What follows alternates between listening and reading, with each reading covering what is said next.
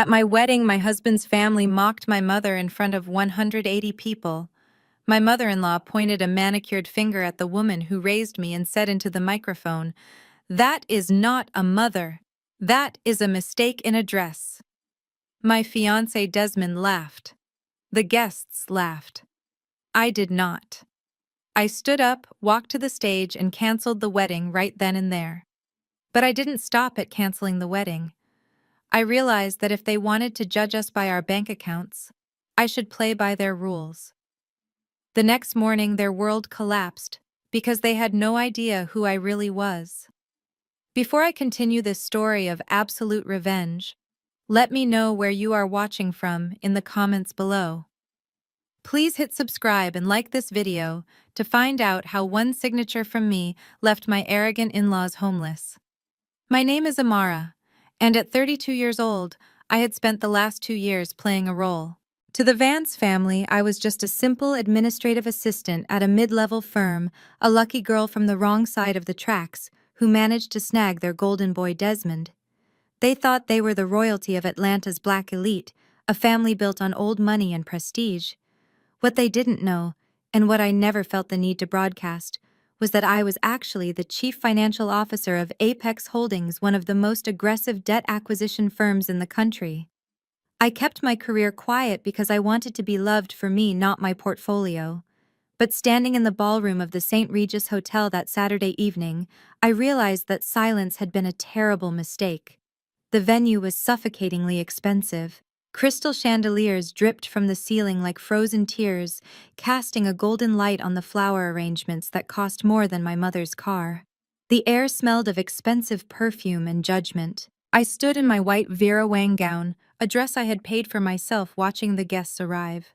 These were the movers and shakers of Atlanta politicians, doctors, and the social climbers that Genevieve, my mother-in-law, called friends. I felt a hand snake around my waist.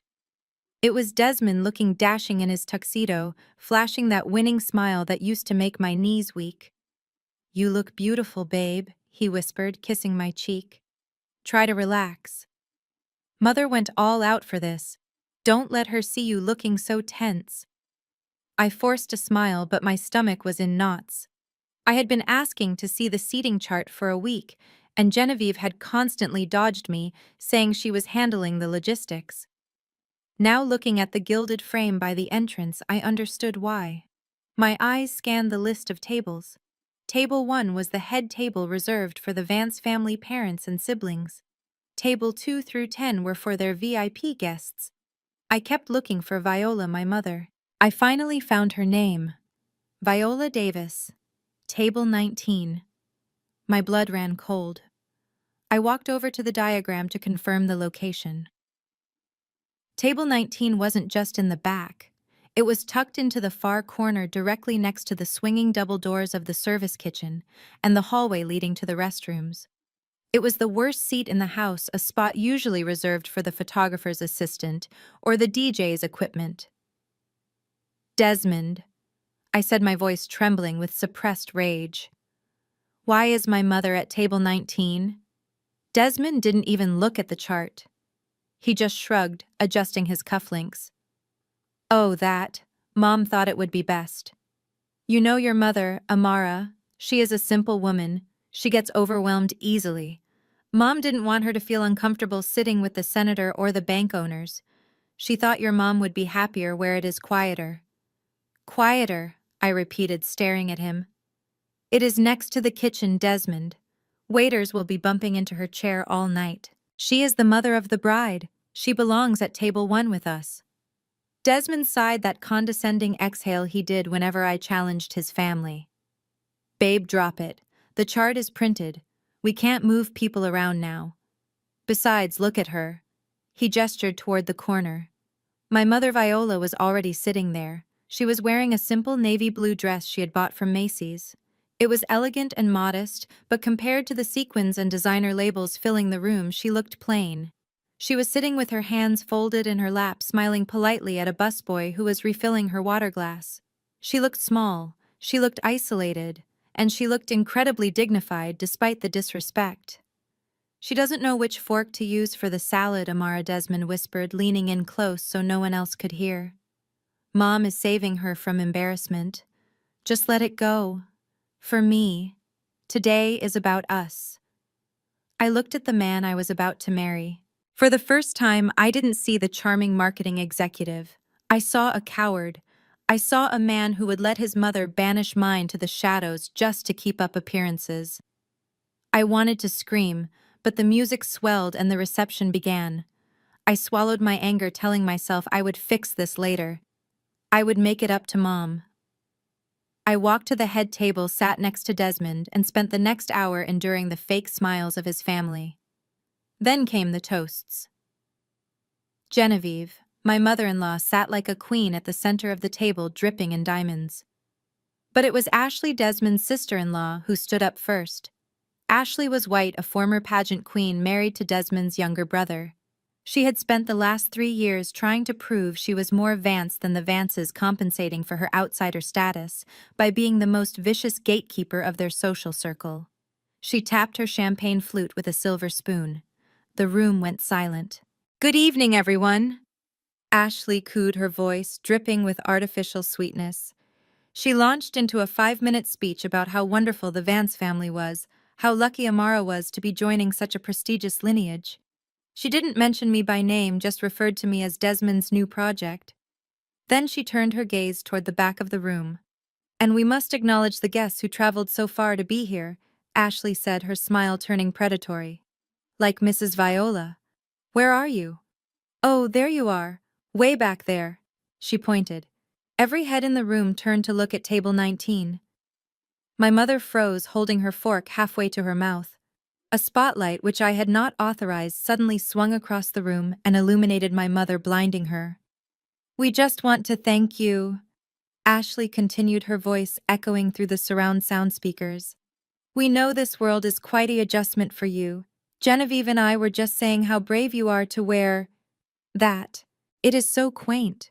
It really reminds us all to stay humble and remember where we came from, even if some of us have moved much further up than others." A ripple of laughter went through the room.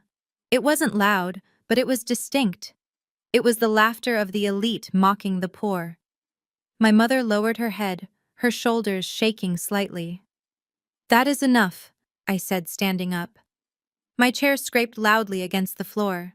But Ashley wasn't done. She looked at Genevieve for approval. Genevieve stood up, taking the microphone from Ashley. The matriarch of the Vance family looked directly at me, then at my mother. The room went deadly silent, waiting for her benediction. "Sit down," Amara Genevieve commanded. "We are just having fun. Ashley is right. We have to be honest. Look at her."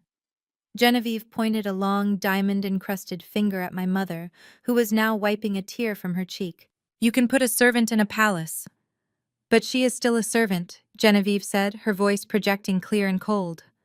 "We welcomed you, Amara, because Desmond insisted, but let's be clear about the stock you come from.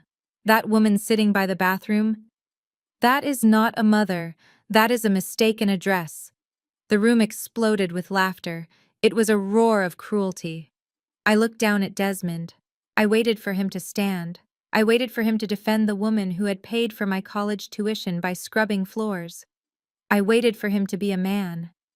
Desmond covered his mouth with his napkin to hide it, but I saw his shoulders shaking. He was chuckling. He was laughing along with them. He looked up at me, eyes watering from mirth, and tugged on my hand. "Sit down, babe," he wheezed. "It was a pretty good line. Don't be so sensitive." Time stopped. The sound of the room faded into a dull roar.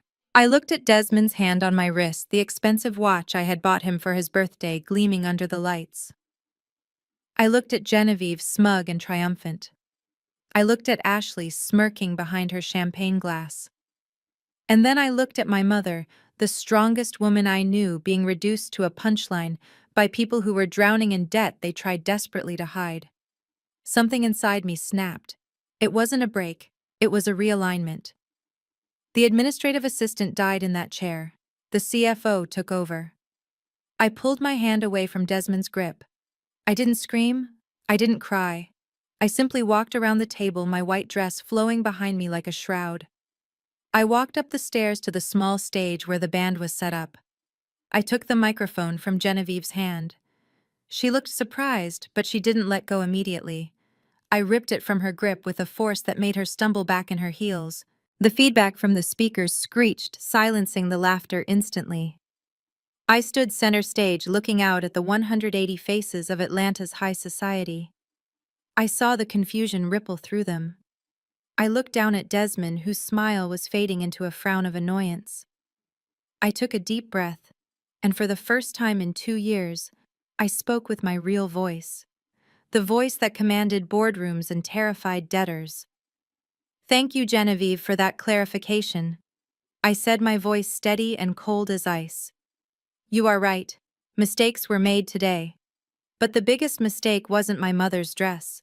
It was assuming that I was the one lucky to be here." I turned to look directly at Desmond. "Desmond," I continued, "you just laughed at my mother. You let your family humiliate her. You think you are sitting at the head table because you are special. But let me tell you something about mistakes.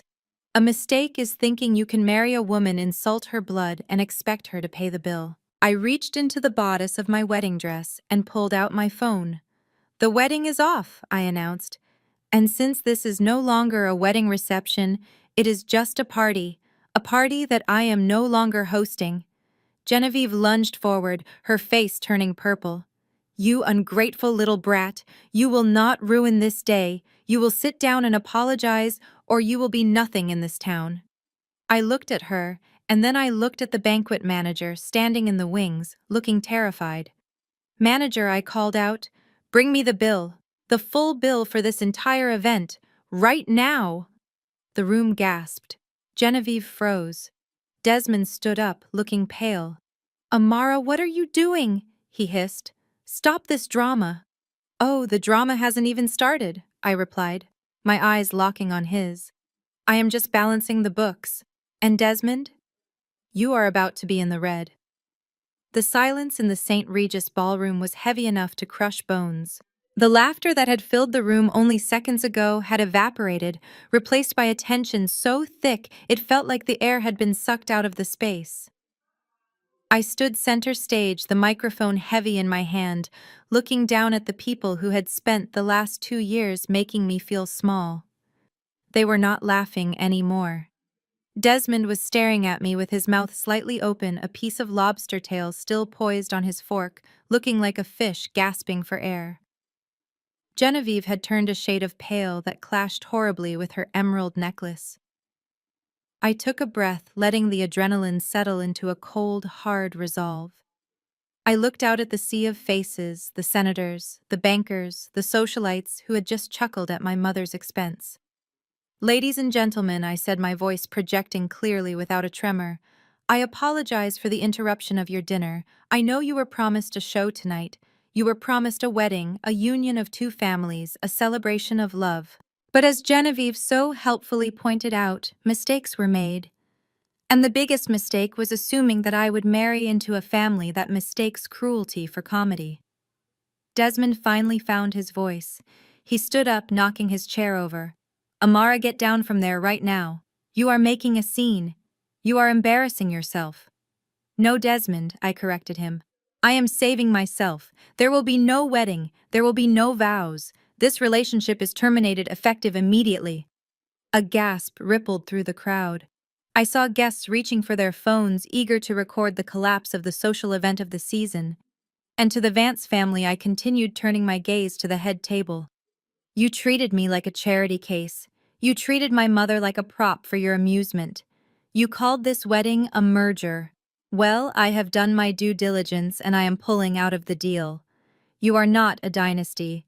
You are a hollow circus, and I am tired of being the clown." That broke the dam. Genevieve let out a shriek that sounded more animal than human. She hiked up her designer gown and stormed up the stairs to the stage. She moved faster than I expected for a woman in 6-inch heels, her face twisted into a mask of pure fury. "You ungrateful little gutter rat," she screamed, raising her hand high. She swung at me with everything she had. It was a slap meant to assert dominance, a slap meant to put the servant back in her place. But she forgot one thing. I was not the timid administrative assistant she thought she knew. I was a woman who had fought for every inch of ground I stood on. I caught her wrist in midair. The sound of my hand stopping hers was a sharp crack that echoed through the microphone I was still holding. I gripped her wrist tight, feeling the fragile bones beneath her aging skin. Her eyes widened in shock. She tried to pull away, but I held fast. "Do not," I whispered, leaning in, so only she in the front row could hear, "ever raise your hand to me again. I am not your daughter-in-law. I am not your subordinate. I am the stranger who knows exactly how much debt you are drowning in." I shoved her hand away and she stumbled back, catching herself on the podium. She looked at me with genuine fear for the first time. "You are crazy," she hissed. Get out of my sight." "Gladly," I said. "But there is one small administrative detail we need to handle first." I motioned to the side of the stage. Mr. Henderson, the hotel's banquet manager, stepped into the light. He looked terrified, clutching a leather folio to his chest. He had been hovering there waiting for my signal. He knew what was coming. "Mr. Henderson," I said, my voice returning to professional detachment, "please explain to Mrs. Vance the current status of the bill for this evening." The poor man cleared his throat, adjusting his glasses. Yes. Well, per the contract, the total cost for the ballroom rental, the 5-course dinner for 180 guests, the open bar and the floral arrangements comes to $212,450. Genevieve straightened her dress, trying to regain her composure. "So what?" "Send the bill to the Vance Media Group offices. My husband will have his accountant handle it on Monday. We have credit here." "Actually, Mrs. Vance," Mr. Henderson said, his voice shaking, "we attempted to run the pre-authorization on the company card provided by your husband earlier today. It was declined. We tried again an hour ago. Declined. We cannot bill a company that has a credit hold." The room went deadly quiet. I watched Desmond's father, a man who usually sat in silence letting his wife run the show, bury his face in his hands. "That is ridiculous," Genevieve scoffed, though her voice wavered. "It is a banking error." Amara put down the deposit. "Just charge the rest to the card on file." I smiled. It was the smile of a wolf. "Ah, yes," I said. "The card on file. My card." I reached into my purse, which I had placed on the podium, and pulled out my wallet. I extracted the black metal card. The American Express Centurion. The heavy clink it made as I tapped it against the microphone was unmistakable. "You see, Genevieve," I said. "I was happy to front the cost when I thought I was joining a family. I thought we were partners. But since I am just a mistake in address, and since my mother is not worthy of eating the food I paid for, I think it is only fair that you cover your own expenses." I turned to Mr. Henderson. "I am revoking authorization for this card immediately," I stated clearly. "I am not paying for this event. As of this moment, the contract is voided due to breach of trust." Mr. Henderson nodded, turning to Genevieve. "Ma'am, without a valid form of payment, I am afraid we have a problem. Hotel policy dictates that for a bill of this size, if the primary payer withdraws, the party must be terminated immediately, and the police must be notified of theft of services unless payment is rendered now." "Police," Desmond choked out, finally stepping forward. "You cannot be serious. Amara, stop this. You are going to get my parents arrested. Over a joke." "Pay the bill." "Desmond," I said simply. "If you are as rich as you pretend to be, $200,000 should be pocket change. Pull out your wallet. Write a check. Save your family." Desmond looked at me, then at his mother, then at the floor. He didn't move. He couldn't move. I knew for a fact that his personal checking account had less than $5,000 in it. I knew because I had seen his bank statements when he left them on my kitchen counter. "That is what I thought," I said. I dropped the microphone. It hit the floor with a thud that felt like a gavel banging in a courtroom. I walked down the stairs, past a trembling Genevieve, past a horrified Ashley, and straight toward the back of the room. The crowd parted for me like the Red Sea. I didn't look at anyone. My eyes were fixed on one point. Table 19. My mother was standing up. She hadn't eaten a bite. She looked at me, her eyes wide, but she wasn't crying anymore. She looked proud. "Let's go, Mom," I said, offering her my arm. "I know a place that serves better food than this, and they won't make you sit by the bathroom." Viola took my arm, holding her head high. As we walked toward the exit, the chaos erupted behind us. I heard Genevieve screaming at the manager. I heard Desmond shouting my name. I heard guests muttering and chairs scraping as people scrambled to leave before they got stuck with the tab. We pushed through the heavy double doors into the cool night air of the valet stand. The valet saw me coming and sprinted to get my car. As I waited, I heard a sound in the distance. It started low and grew louder, cutting through the humid Atlanta night. Sirens. Blue and red lights began to flicker against the glass facade of the St. Regis. The hotel manager hadn't been bluffing. He had called the police. My mother looked at me as the valet pulled up in my Mercedes. "Amara," she said softly. "What did you just do?" I opened the door for her and smiled a genuine smile this time. "I just balanced the ledger, Mom," I said. As we drove away, I looked in the rearview mirror. I saw 3 police cruisers screeching to a halt in front of the hotel entrance. Officers were running inside. The world of the Vance family was beginning to burn, and I didn't feel a shred of guilt. I only felt the engine purring beneath me, driving us toward the truth. But they had no idea that the wedding bill was just the appetizer. Tomorrow I was going to serve the main course. The drive from the St. Regis Hotel to my real home was quiet. My mother sat in the passenger seat of my Mercedes S-Class, clutching her purse like a lifeline. She watched the city lights of Buckhead blur past her brow, furrowed in confusion. She knew I had a job. She knew I paid my bills. But she, like the Vance family, thought I lived in a modest 2-bedroom apartment near the airport. That was the address I used for mail. That was the address Desmond had picked me up from for our dates. It was a rental I kept solely to maintain the illusion of being a struggling middle-class administrative assistant. But tonight, the illusion was dead. I drove past the exit for the airport and merged onto the private access road for the Sovereign, the tallest and most exclusive residential tower in Atlanta. "Amara," my mother whispered, her voice trembling slightly. "Where are we going?" "This is the Sovereign. Only movie stars and tech billionaires live here." I didn't answer immediately. I pulled up to the security gate. The cameras scanned my license plate, and the heavy iron gates swung open silently. The valet, who knew me as Ms. Hill, not Mrs. Vance, opened my door before the engine even stopped. "Welcome home, Ms. Hill," he said, ignoring my wedding dress with the professional discretion of someone used to seeing everything. I took my mother's hand and led her through the marble lobby to the private elevator. I pressed my thumb against the biometric scanner. The panel glowed green and the doors slid open. As we ascended to the 45th floor, I looked at my mother's reflection in the mirrored walls. She looked tired, small, and defeated.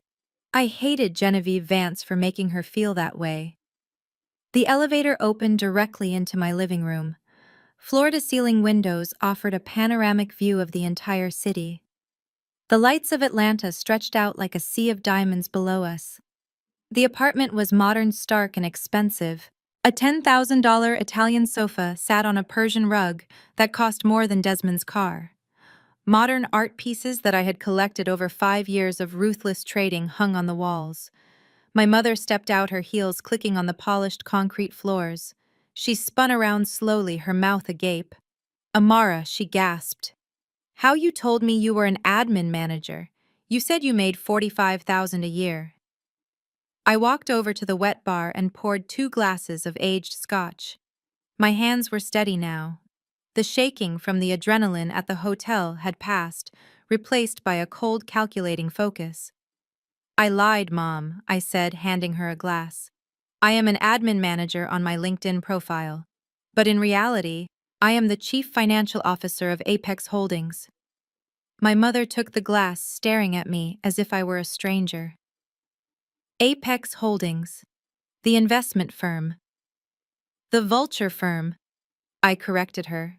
We buy distressed debt. We buy companies that are failing, strip them down, and sell the parts. Or if they are lucky, we restructure them and own them forever. I am not just an employee, Mom. I own 15% of the firm. I took a long sip of the scotch, feeling the burn settle in my chest. I turned my back to the view and walked toward the double doors at the end of the hallway. Drink your drink, Mom. I have work to do. I pushed open the doors to my home office. This was my sanctuary. It looked nothing like a home. It looked like the bridge of a spaceship. 6 high-definition monitors were mounted in a semi-circle on a mahogany desk. A dedicated server rack hummed softly in the corner. This was where I made my money. This was where I hunted. I sat down in my ergonomic chair, the wedding dress bunching up around me. It felt ridiculous now, this heavy white gown. It was a costume for a play that had been canceled. I reached behind me and unzipped it. I let the expensive fabric pool around my waist, sitting there in my corset and silk slip. I didn't care. I felt lighter. I woke the computer system with a touch. The screens flared to life, bathing the dark room in a cool blue glow. My fingers flew across the mechanical keyboard, typing in my secure credentials. Welcome, Director Hill. The system-synthesized voice greeted me. I didn't waste time. I opened the terminal for the credit bureau and the corporate registry. I typed in 3 words that made my heart hammer against my ribs. Vance Media Group. I had never looked them up before. Desmond had always been so vague about the family business, claiming private equity privacy, and I had respected that. I wanted to trust him. I wanted to believe that he loved me for me, and I loved him for him. I didn't want to know his finances because I didn't want him to know mine. But the truce was over. The screen populated with data. Charts, graphs, and lines of code cascaded down the center monitor. Red. Everything was red. I leaned closer, my eyes scanning the balance sheet. I let out a sharp, incredulous laugh. "Oh, Desmond," I whispered. "You are not rich. You are broke." The Vance family empire was a lie. The data showed a company in freefall. Their advertising revenue had dropped 40% in the last 2 years. Their operational costs were bloated by exorbitant salaries paid to family members. Desmond, Genevieve, his brother, even Ashley. They were bleeding cash. I scrolled down to their liabilities. They had maxed out every corporate line of credit. They had mortgaged the family estate. They had even taken out high-interest loans against their future receivables. And then I saw the reason for the wedding. There was a note in the file about a pending bridge loan from a conservative family trust in Savannah. The loan was for $5 million, just enough to keep them afloat for another year. The condition for the loan was stability. The trustees wanted to see Desmond, the heir apparent, settled down with a respectable wife to ensure the company's legacy. I wasn't a bride to them. I was collateral. They needed a wedding photo to secure a loan. But that wasn't the worst part. I brought up their debt maturity schedule. My eyes widened. They had a massive balloon payment of $15 million due. Date of maturity, tomorrow. Monday, May 12th. If they didn't pay $15 million by close of business tomorrow, they would default. They would lose everything. The company, the house, the cars, the reputation. I checked who held the debt. Originally, it was a consortium of regional banks. But banks get nervous when they see a sinking ship. They sell the bad debt to get it off their books. They sell it to risk takers. They sell it to sharks. I typed in a query to see who had purchased the Vance Media debt package last week. The system processed for a moment, the loading circle spinning. Current note. Holder, North Star Ventures, LLC. I froze. A slow, dangerous smile spread across my face. North Star Ventures was a shell company, a holding entity used for aggressive acquisitions. I opened a new window and logged into the Apex Holdings internal asset database.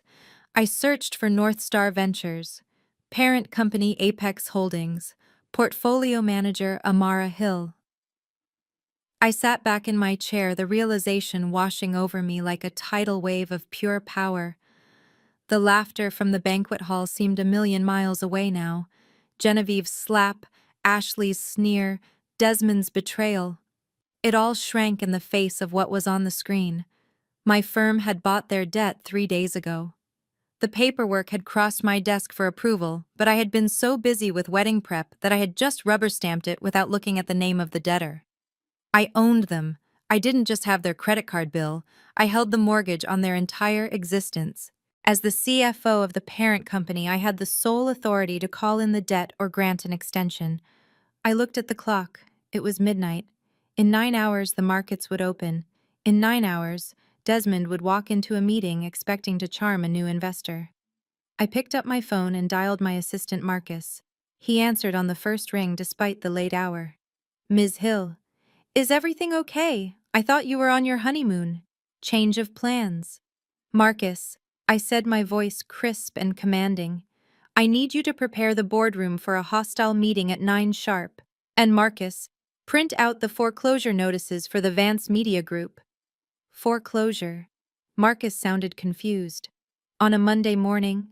Yes, I said, looking at the red numbers on my screen that represented the destruction of my ex-fiancé's life.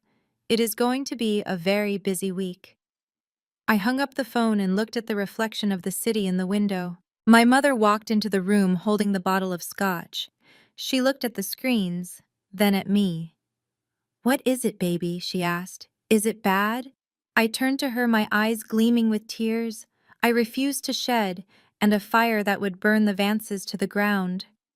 No, Mom, I said softly. It isn't bad. It is perfect. The Vances owe $15 million to a company called North Star. And do you know who runs North Star? Mom shook her head. I do, I whispered. I stood up and walked to the window, looking out over the city that was about to witness a massacre. Genevieve called you a mistake, Mom. Tomorrow I am going to show her that I am not a mistake. I am the consequences.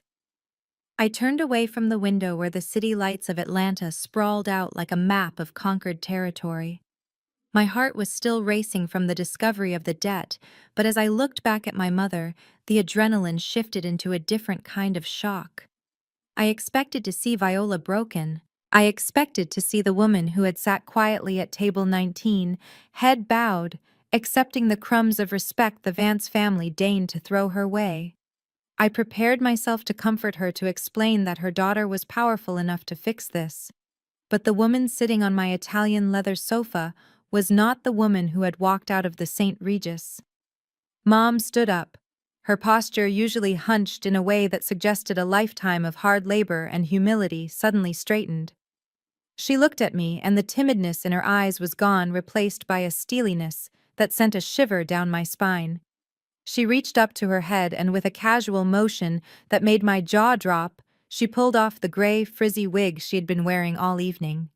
Underneath, her natural hair was braided in elegant silver-streaked cornrows that highlighted her high cheekbones. Next came the shoes. She kicked off the scuffed, sensible heels she had worn to the wedding, the ones Ashley had snickered at during the rehearsal dinner. She wiggled her toes into the plush carpet and let out a sigh of relief that sounded less like exhaustion and more like a warrior taking off armor after a battle. You know, Amara, she said, her voice dropping an octave. She no longer sounded like the simple countrywoman she played around Desmond. Her diction was crisp, authoritative, the voice of a woman who commanded rooms, not cleaned them. That Genevieve has a lot to say about taste for a woman whose entire net worth is tied up in leased cars and mortgaged property. I stared at her, my mouth slightly open. Mom, what are you doing? I asked. Why were you wearing that wig? Why did you let them talk to you like that? Viola walked over to the wet bar where I had left the bottle of scotch. She poured herself a glass neat and took a sip without wincing. She looked at the amber liquid, swirling it gently. I wanted to see who they really were, she said simply. You told me you were in love, Amara. You told me Desmond was a good man, from a good family. But I know that money masks a lot of rot. So I decided to play the part they expected. The poor, uneducated mother from the South Side. I wanted to see if they would welcome me with kindness, or if they would treat me like dirt on their shoe. She took another sip and turned to look at me, her eyes flashing. They failed the test, Amara. Spectacularly. I sat down on the arm of the chair, my mind reeling. I knew my mother was strong. She had raised me alone after my father died. But I had always assumed our struggles were purely financial. I thought the money for my college had come from loans and double shifts at the grocery store. Mom, I said, who are you? Really? Viola smiled a slow, dangerous smile that mirrored the one I had worn just minutes ago when I looked at the Vance debt portfolio. I am the owner of Viola's Greens, she said. The room went silent. I blinked. Viola's Greens wasn't just a farm. It was the largest organic produce distributor in the Southeast. They supplied every Michelin-starred restaurant in Atlanta, every high-end hotel, and every organic grocery chain from Savannah to Nashville. It was a logistics empire. You own Viola's Greens, I whispered. But that company is worth millions. Tens of millions, she corrected me calmly. I started it 20 years ago with the insurance money from your father's accident. I kept my name off the billboards because I value my privacy. I wanted you to grow up understanding the value of work, not the entitlement of wealth. That is why I let you work for everything you have, Amara. And look at you now. You are a CFO. You built your own throne. She walked over to the window and looked out at the city, her silhouette framed against the night sky. The Vance family prides themselves on the quality of their restaurants, she mused. They brag about their farm-to-table freshness. They charge $50 for a salad because they claim they source the best ingredients. She turned back to me, her expression cold. And do you know who their exclusive supplier is? I felt the air leave my lungs. No. Yes, she said. They buy everything from me. 70% of their menu relies on my supply chain. Their bridge loan, the one you saw in your file, is contingent on them maintaining their quality rating. Without my produce, their kitchens stop by Tuesday. Their reputation dies by Wednesday. She reached into her purse, not the battered one she had carried into the wedding, but a sleek phone case I hadn't noticed before, and pulled out a smartphone. It wasn't an old prepaid model. It was the latest iPhone. She tapped the screen, finding a contact saved as distribution manager. She put the phone to her ear, her eyes never leaving mine. Richard, it is Viola, she said into the phone. Her voice was pure command. I am invoking the morality clause in our contract with the Vance Media Group and their restaurant subsidiaries. Yes, effective immediately. She paused, listening to the voice on the other end. I do not care about the penalty fees, Richard. I want every truck scheduled for delivery to their locations tomorrow morning rerouted to the food banks. Do not deliver a single head of lettuce. Do not deliver a single tomato. If they call, tell them the owner has decided that their business practices do not align with our values. Tell them the owner is a mistake in address. She hung up the phone and tossed it onto the sofa cushions. The sound was soft, but the impact was nuclear. She looked at me, and for the first time that night, I saw the mother I knew blend perfectly with the titan of industry standing before me. They mocked my clothes, Amara, she said softly. So I will strip them of their livelihood. They thought I was empty-handed. They did not know I was holding the keys to their pantry. I walked over and hugged her. It wasn't a hug of comfort anymore. It was a hug of partnership. We were two lionesses standing on top of the world, watching the hyenas below unknowingly wait for their doom. I am sorry I didn't tell you sooner, she whispered into my hair.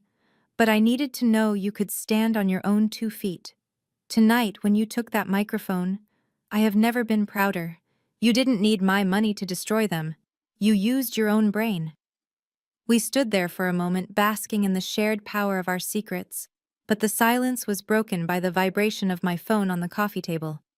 I pulled away and picked it up. The screen lit up with the message, The name at the top made my stomach turn. Desmond.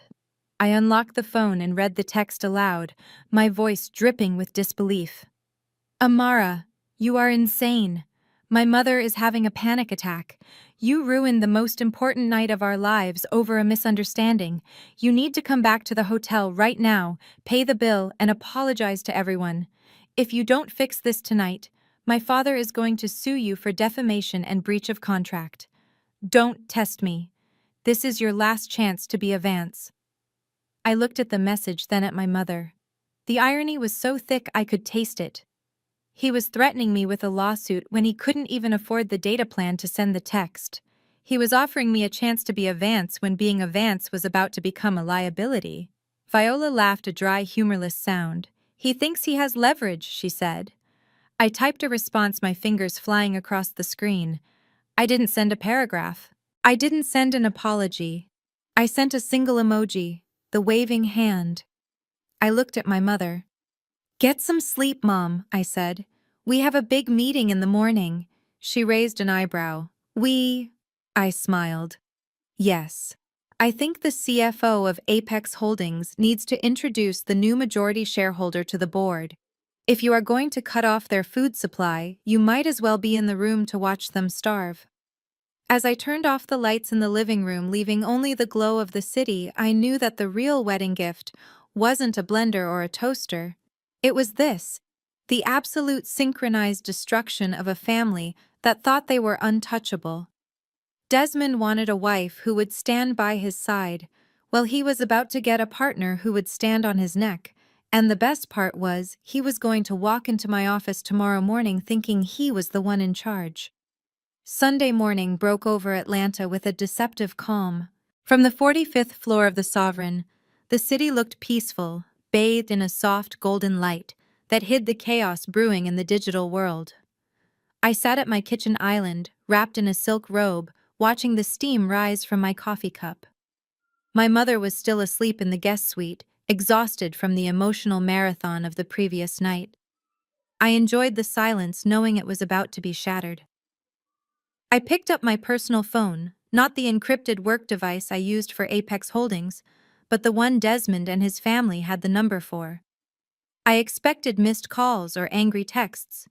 Instead, I saw notifications from every social media platform I had ever signed up for. Instagram, Twitter, TikTok, even LinkedIn. The numbers were staggering. Thousands of tags, millions of views. I unlocked the screen and opened TikTok. The first video on my For You page was familiar. Painfully familiar. It was a shaky recording clearly filmed by a guest at table 19, or perhaps a waiter who had seen enough entitlement to last a lifetime. The caption read simply, "The moment the Vances lost their minds." I pressed play. On the small screen, I watched Ashley holding the microphone, her face twisted in that sneering, superior smile. I heard her voice, tinny but distinct, mocking my mother's dress. I saw the spotlight hit Mom. And then I heard Genevieve. The audio was crisp. "That is not a mother. That is a mistake in a dress." The video cut to my reaction, me storming the stage, and ended right as I slapped the microphone out of Genevieve's hand. It had 12 million views. I scrolled to the comments. If the Vances thought their social status would protect them, they had severely underestimated the internet. The comment section was a war zone, and the Vances were the casualties. People were dissecting every frame. They identified Ashley immediately. The internet detectives had found her modeling portfolio, her defunct blog, and her husband's business profile within hours. The sentiment was unanimous and furious. The hashtag racist wedding was trending #1 in the United States. The outrage was focused specifically on Ashley. Commenters were pointing out the visceral cruelty of a young white woman publicly humiliating a black elder in a room full of the city's black elite. They were calling out the colonial mindset, the audacity, the sheer lack of home training. Brands that Ashley had partnered with as a micro-influencer were already being tagged with thousands of users demanding they drop her. One comment with 50,000 likes Read Ashley Vance really thought she could come into our house and disrespect a matriarch like that. Watch her world burn. I took a sip of my coffee, feeling a cold satisfaction settle in my chest. I had not leaked the video. I did not have to. The Vances had performed their cruelty on a stage, forgetting that in the modern world, everyone is a broadcaster.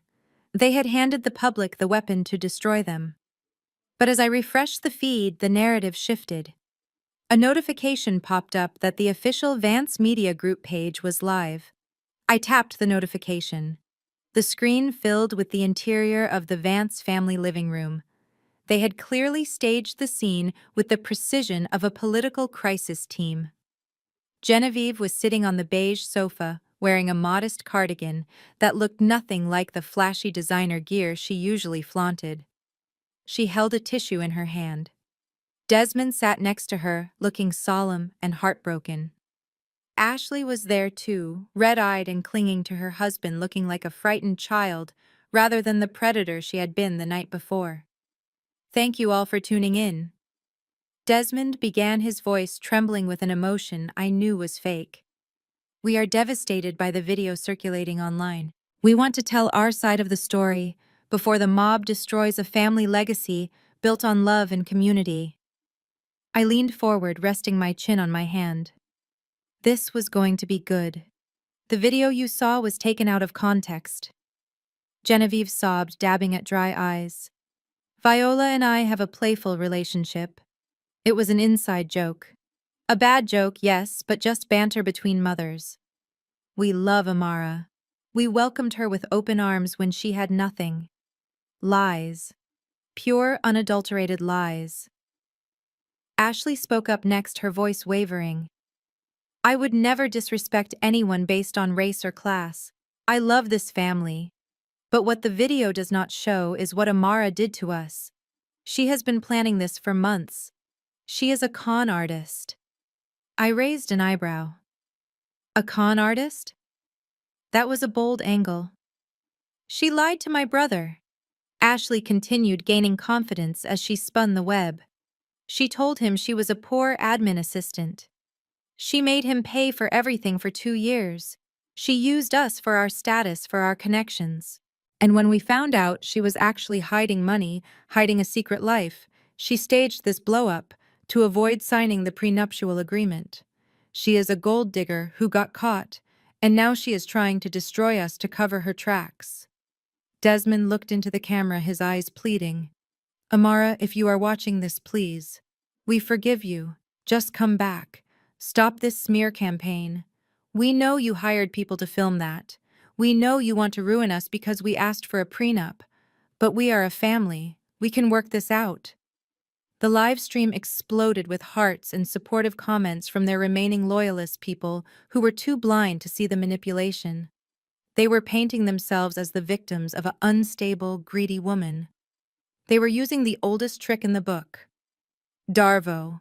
Deny, attack, and reverse victim and offender. They were banking on the fact that no one knew who I really was. They thought my silence was weakness. They thought that by labeling me a fraud, they could discredit anything I said in the future. I watched Desmond wipe a tear from his cheek, a tear that I knew was conjured up by the fear of poverty, not the pain of lost love. He looked pathetic. He looked like a man trying to put out a forest fire with a water pistol. They had just accused the chief financial officer of Apex Holdings of being a gold digger. They had accused the woman who owned their debt of being broke. I closed the app and set the phone down on the marble counter. The silence of the penthouse returned, but the energy had changed. Before, I was just going to foreclose on them. I was going to take their business and leave them to rebuild. But now they had attacked my character. They had dragged my name through the mud to save their own skins. They had tried to gaslight the world into believing that my mother deserved to be mocked. I stood up and walked to the window.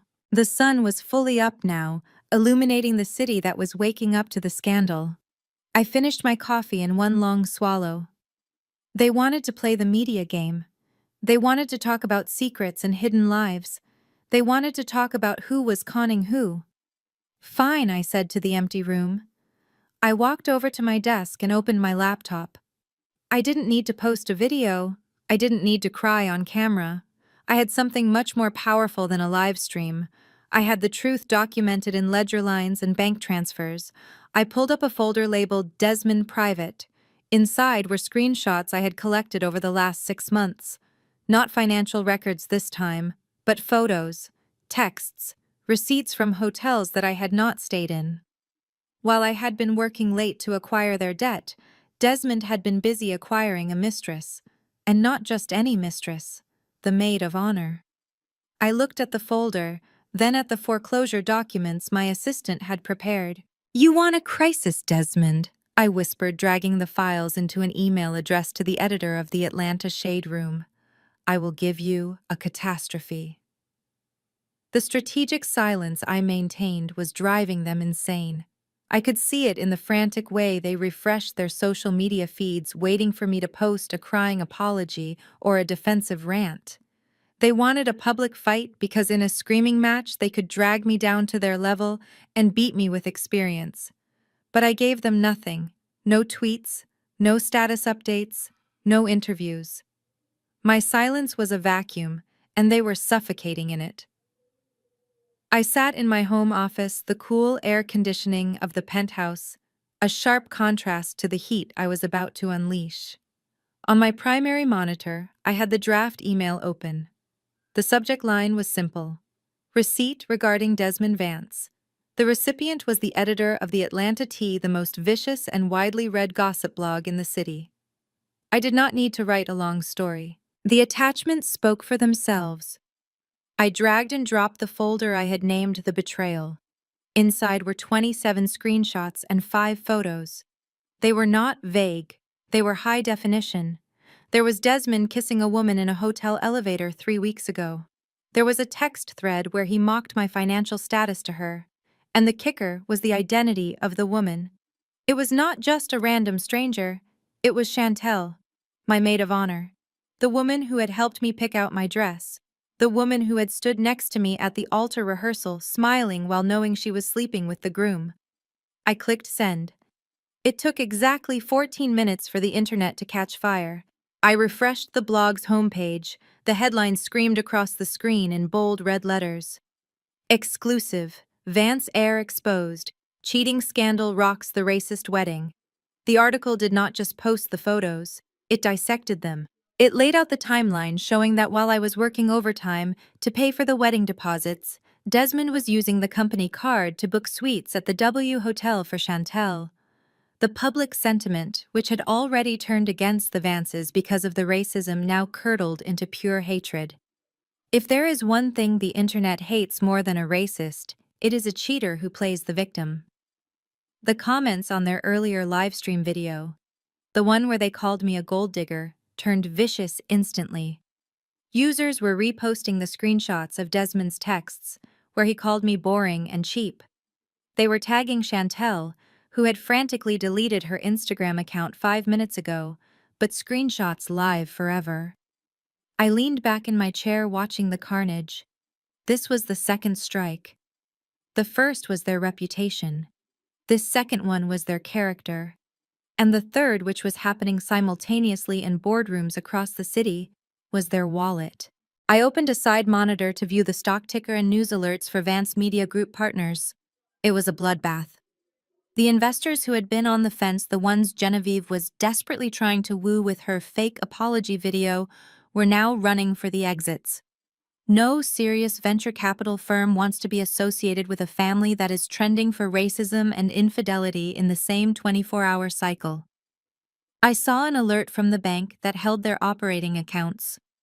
A freeze had been placed on their assets due to suspicious activity and potential breach of morality clauses in their lending agreements. I closed my eyes and imagined the scene inside the Vance mansion. It wasn't hard to picture. Genevieve would be pacing the Persian rugs she could no longer afford to clean, screaming at Desmond. She would be realizing that her plan to paint me as the villain had backfired because villains don't usually have proof that the hero is a lying adulterer. My phone buzzed. Phone. It wasn't a text this time.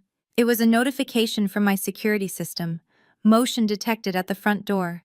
I frowned. The security at the Sovereign was impenetrable. No one could get to my penthouse floor without biometric clearance.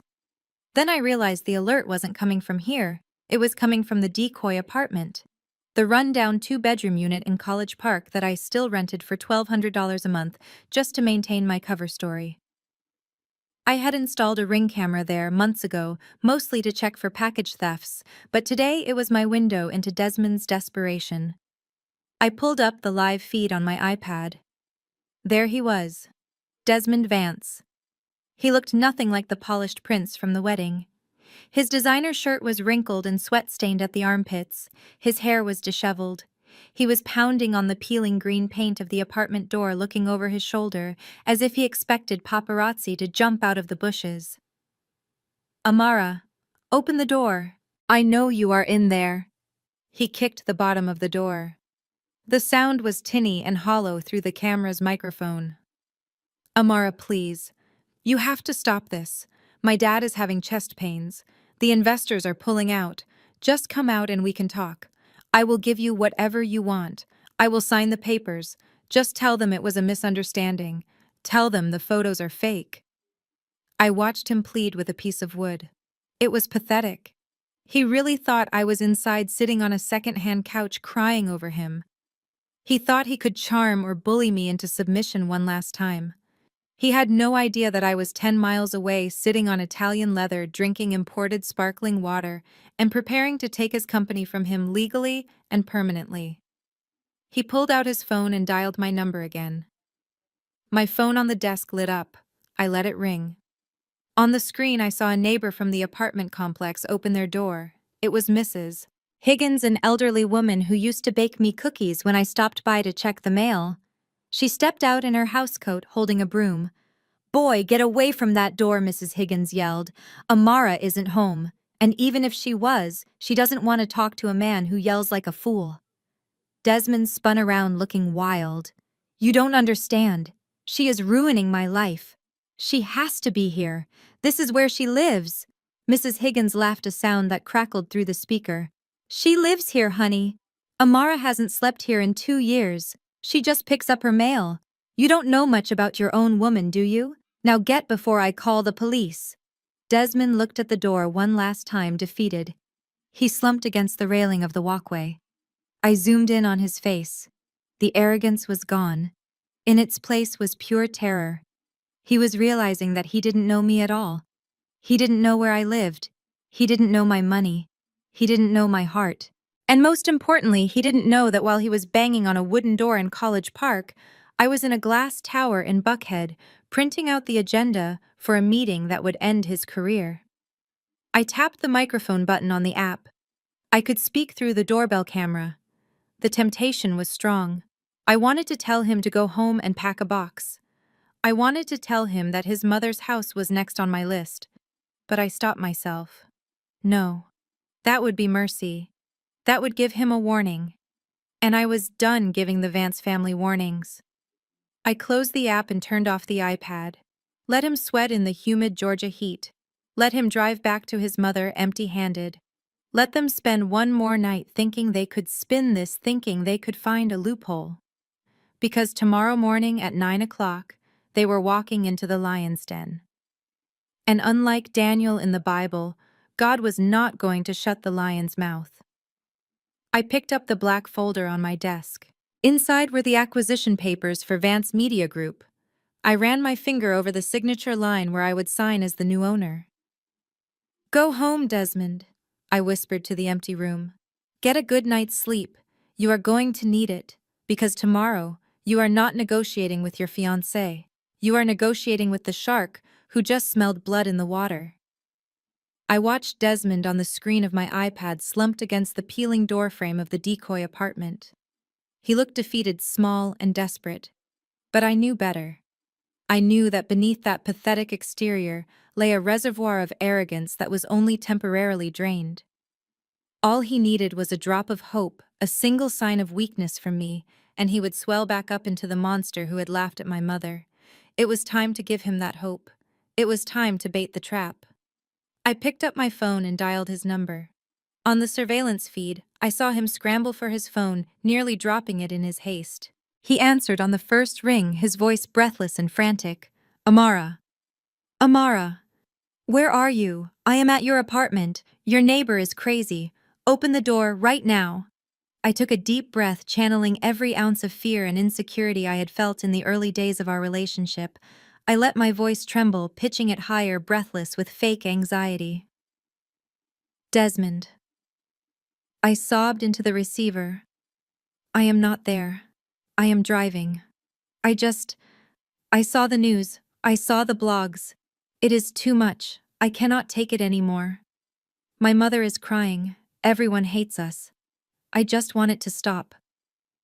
I watched his posture change instantly on the screen. He straightened up. He brushed the dirt off his sleeve. The desperation evaporated, replaced by the familiar sneer of control. He thought he had won. He thought I had broken. Stop crying, Amara, he snapped, his voice dropping into that condescending tone he used when he explained wine lists to me. You brought this on yourself. You acted like a child, and now you are paying the price. But because I am a good man, because I still care about you despite everything, I am willing to help you fix this. I bit my lip to keep from laughing. He was willing to help me. He was drowning, and he thought he was the lifeguard. Please, Desmond, I whined. I have the money. I have the savings I put aside for a house. It is exactly $200,000. I just want to pay the hotel and make the internet stop attacking me. Can we just meet? Can we just go back to how it was? Desmond laughed, a short, sharp bark of triumph. We can't go back, Amara. You humiliated my mother. But if you pay the debt and issue a public apology, maybe, just maybe, I can convince my parents not to sue you into oblivion. I am willing to give you that chance. He paused, and I could practically hear the gears turning in his head. He needed that money. He needed it to show his parents he was a fixer. But more than that, he needed to feel superior. He needed to drag me into his world and make me feel small one last time. Meet me tomorrow morning, he commanded. 9 o'clock sharp. Okay, I whispered. Where the coffee shop on Main? No, he scoffed. I don't have time for coffee shops. I have big business to handle tomorrow. Real business. Meet me at the headquarters of Apex Holdings in Buckhead. I froze. My hand gripped the phone tighter. Apex Holdings. My building. My kingdom. Why Apex? I asked, my confusion genuine this time. Why would he choose the one place on earth where I was a god? Desmond's voice swelled with self-importance. Because, Amara, unlike you, I have a company to run. I have a meeting at Apex at 9:30 with a major investment firm called North Star Ventures. They are looking to acquire our debt and inject new capital. They recognize the value of the Vance brand, even if you don't. I am going to close a multi-million-dollar deal that will save my family's empire. I closed my eyes, savoring the delicious irony. He was meeting North Star. He was meeting me. He just didn't know it yet. He thought he was walking into a rescue mission. He had no idea he was walking into his own funeral. So meet me in the lobby at 9, he continued. Bring the cashier's check, and dress appropriately, Amara. This is a billion-dollar office. Try not to look like your mother. The rage flared in my chest, hot and blinding, but I pushed it down. I converted it into fuel. Okay, Desmond, I said, my voice barely a whisper. I will be there. I will bring the money, and I will be dressed to kill. Good girl, he said. Don't be late. The line went dead. I looked at the iPad one last time. Desmond was walking away from the apartment door, a bounce in his step. He looked like a man who had just conquered the world. He was dialing his mother, probably to tell her that he had brought the stray dog to heel. I set the phone down on the cold marble counter of my kitchen. The performance was over. The trembling victim was gone. I stood up and walked into my home office where the lights of the server rack blinked in the darkness. I pressed the intercom button on my desk phone. Marcus, I said. My assistant answered immediately. Yes, Ms. Hill is the schedule for tomorrow's set. Yes, ma'am, Marcus replied. The representatives from the Vance Media Group are confirmed for 9:30 in the main boardroom. They believe they are meeting with a senior partner from North Star Ventures. Change the location. I said, my voice steady and cold. I don't want them in a meeting room. I want them in the executive boardroom. The glass one. The one with the view of the entire city. There was a pause. That room is usually reserved for the CEO, Ms. Hill. I know, I said. And make sure the blinds are open. I want the sun in their eyes. I want them to see everything. And Marcus, yes, Ms. Hill.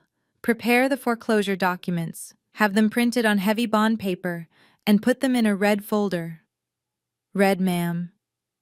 Yes, I said, looking at my reflection in the dark window. The reflection of a woman who is done hiding. Red for blood. Because tomorrow there is going to be a slaughter. I released the button and leaned back in my chair. Desmond wanted me to dress appropriately. He wanted me to fit in at $1 billion office. I smiled. I walked to my closet and pushed aside the modest cardigans and floral dresses I wore when I was playing the part of Amara the admin. I reached to the back where my real clothes lived. I pulled out a tailored Alexander McQueen suit in sharp electric blue. I pulled out my Louboutin heels, the ones with the spikes on the toes. I pulled out the diamond-encrusted watch that cost more than the Vance family's entire year of revenue. He wanted to show me what success looked like. He wanted to intimidate me with the grandeur of Apex Holdings. He was going to walk into my lobby stand on my marble floors and wait for me to arrive. He thought he was setting a trap. He thought he was luring a mouse with a piece of cheese. He didn't realize that the mouse was actually a viper, and he had just invited it into his bed. Sleep tight, Desmond, I whispered. Enjoy your victory lap. Because when you wake up, you are going to find out that the woman you called a mistake is the one holding the eraser. And I am about to wipe you out. Monday morning arrived in Atlanta with a humidity that stuck to the skin, a heavy blanket of heat that foreshadowed the storm about to break over the Vance family legacy. While I was in my penthouse adjusting the lapels of my electric blue Alexander McQueen suit, Genevieve Vance was waking up in her colonial mansion, convinced that she could still spin the narrative. She believed that Monday was a fresh start, a chance to use her connections and her charm to erase the disaster of the weekend. She had no idea that her world had already stopped turning. She just hadn't felt the gravity shift yet. The first domino fell at 6 in the morning at the flagship location of Vance Bistro in Midtown. It was their crown jewel, a restaurant that prided itself on farm-to-table Southern cuisine. The executive chef Marco unlocked the back door to receive the daily delivery of fresh produce. Usually, by 6:15, the alleyway would be bustling with drivers unloading crates of organic kale, heirloom tomatoes, and artisan vegetables. But today the alley was silent. There were no trucks. There were no crates. There was only the hum of the city waking up and the buzz of flies near the empty dumpster. Marco waited 10 minutes, then 20. By 6:45, panic began to set in. A restaurant without food is just a room with tables. He picked up his phone and dialed the distribution center for Viola's Greens. He expected to hear the dispatcher's voice. Instead, he heard a sharp mechanical tone followed by a recording. "The number you have dialed is not accepting calls from this line." He frowned and tried the emergency backup number. Same result. Blocked. Marco didn't call Desmond. He called the person he feared most. Genevieve. Genevieve was sitting at her vanity applying layers of foundation to hide the dark circles under her eyes when her phone rang. She saw the chef's name and swiped right, annoyed.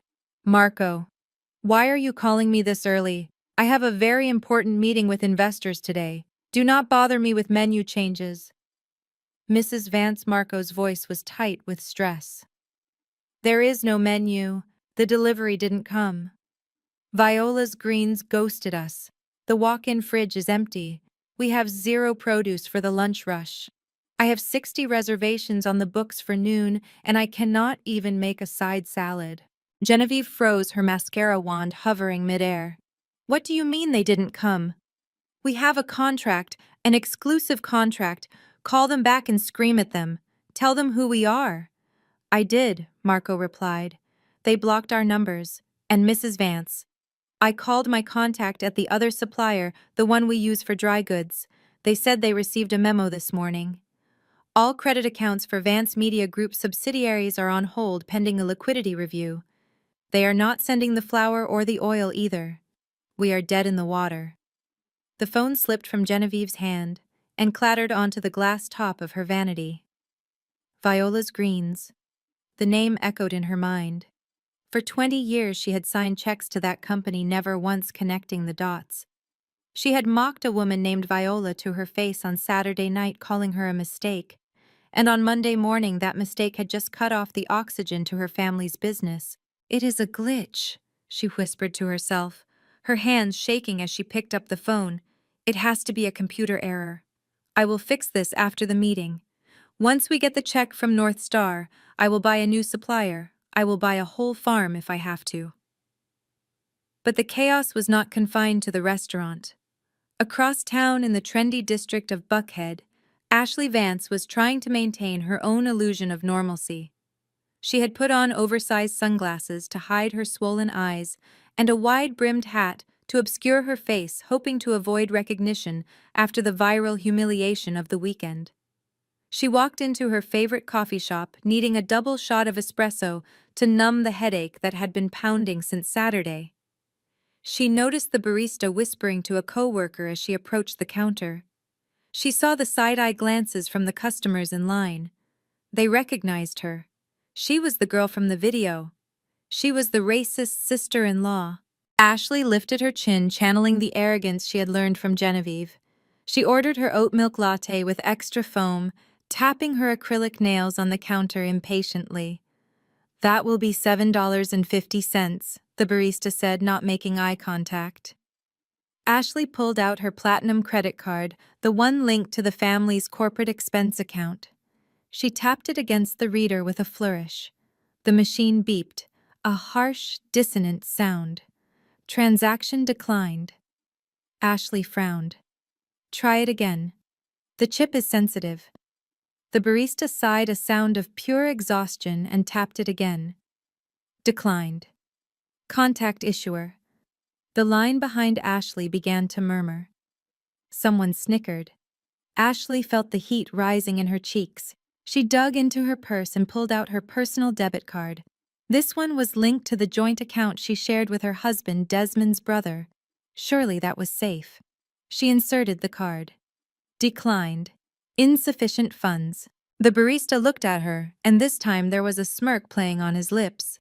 Do you have cash, ma'am? Or maybe you want to call your mother-in-law to fix it? The customer behind her laughed out loud.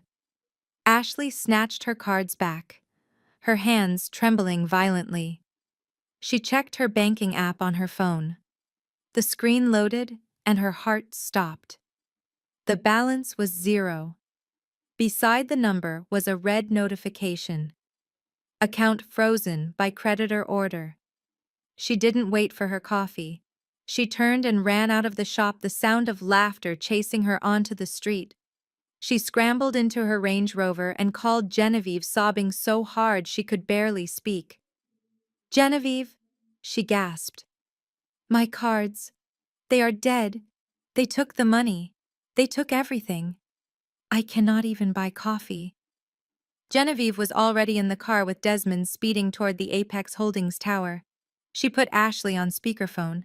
Stop crying, Ashley, Genevieve snapped, though her own heart was hammering against her ribs like a trapped bird. It is Amara.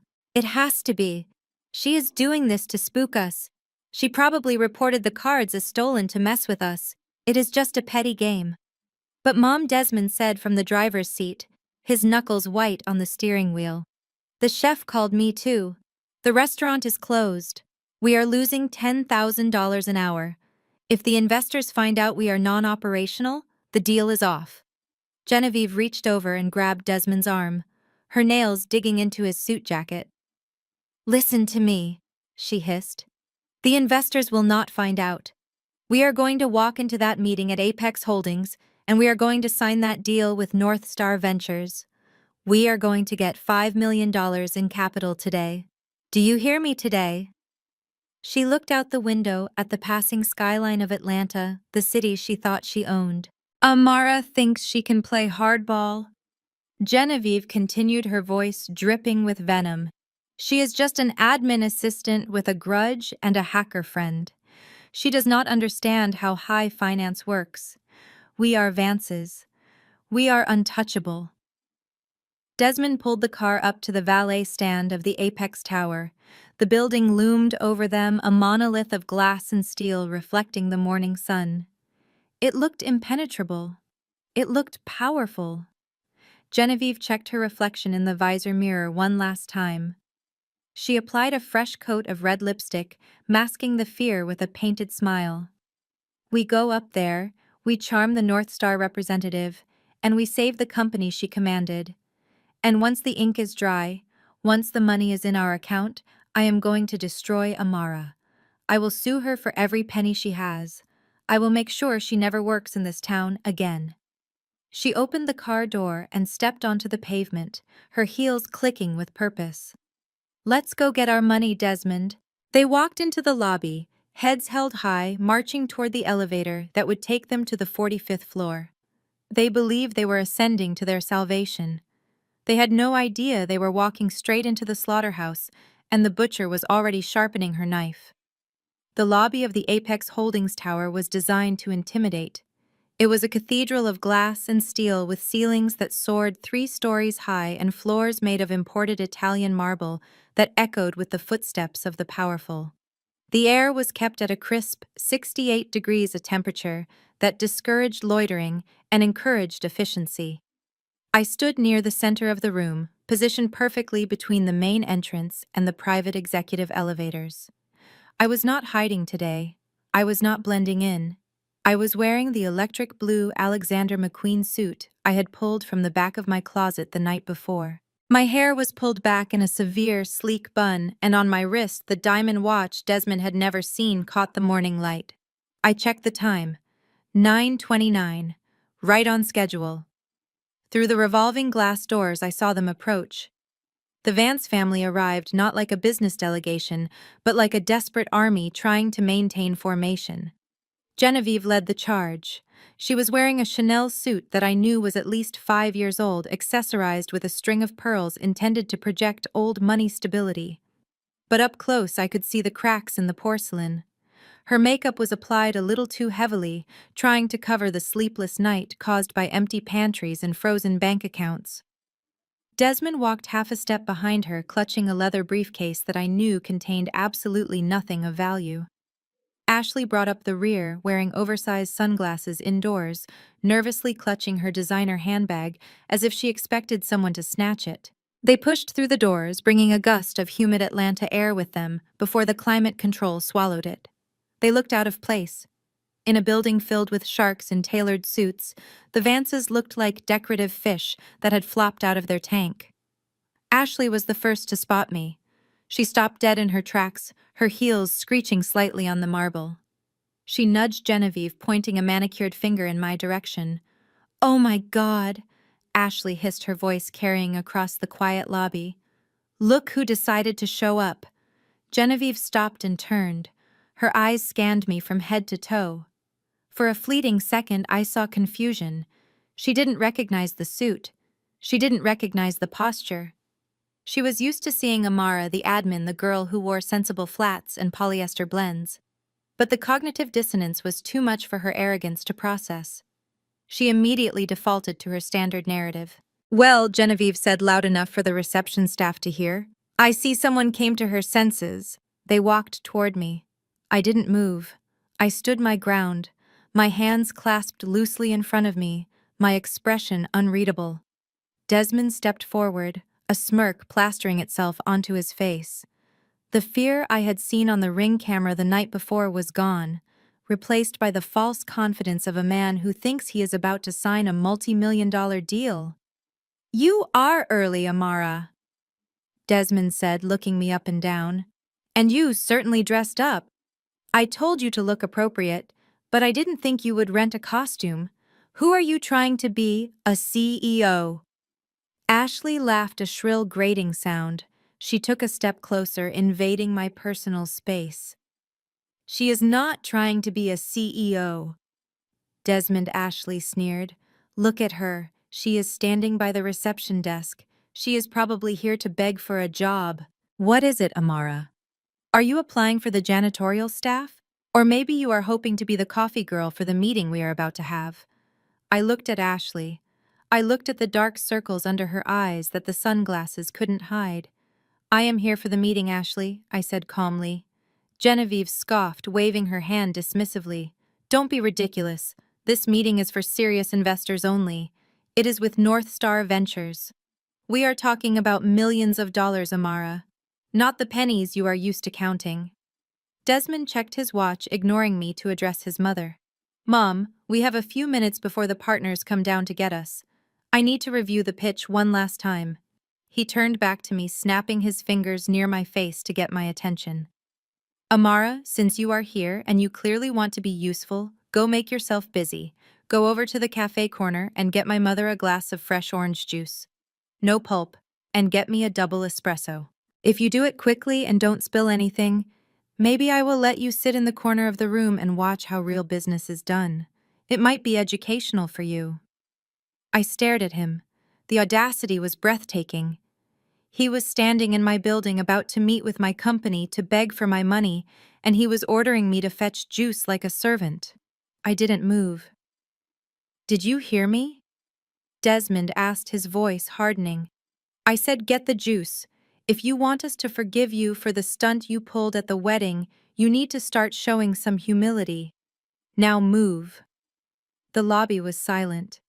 The receptionists behind the desk were watching with wide eyes. They knew who I was. They were terrified to breathe. I looked Desmond dead in the eye. I am not getting you juice, Desmond. I said, my voice low and even. And I am not sitting in the corner. Genevieve stepped in her face, flushing with anger. Listen to me, you insolent little girl. We are the guests of honor here. We are about to save our company. You are nothing. You are a mistake in a dress. Remember? Now either get the juice or get out of our sight before I call security and have you thrown out. Security, I repeated. You want to call security? Yes, she hissed. I will have them drag you out by your hair. I smiled. It was a small, cold smile.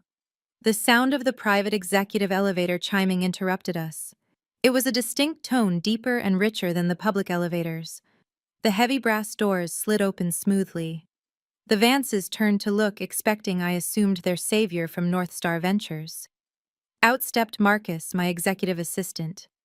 He was an impeccably dressed man in his 50s who had served 3 CEOs before me. He carried a leather folio and radiated an aura of absolute authority. Desmond straightened his tie. Ah, this must be the partner. Everyone look sharp.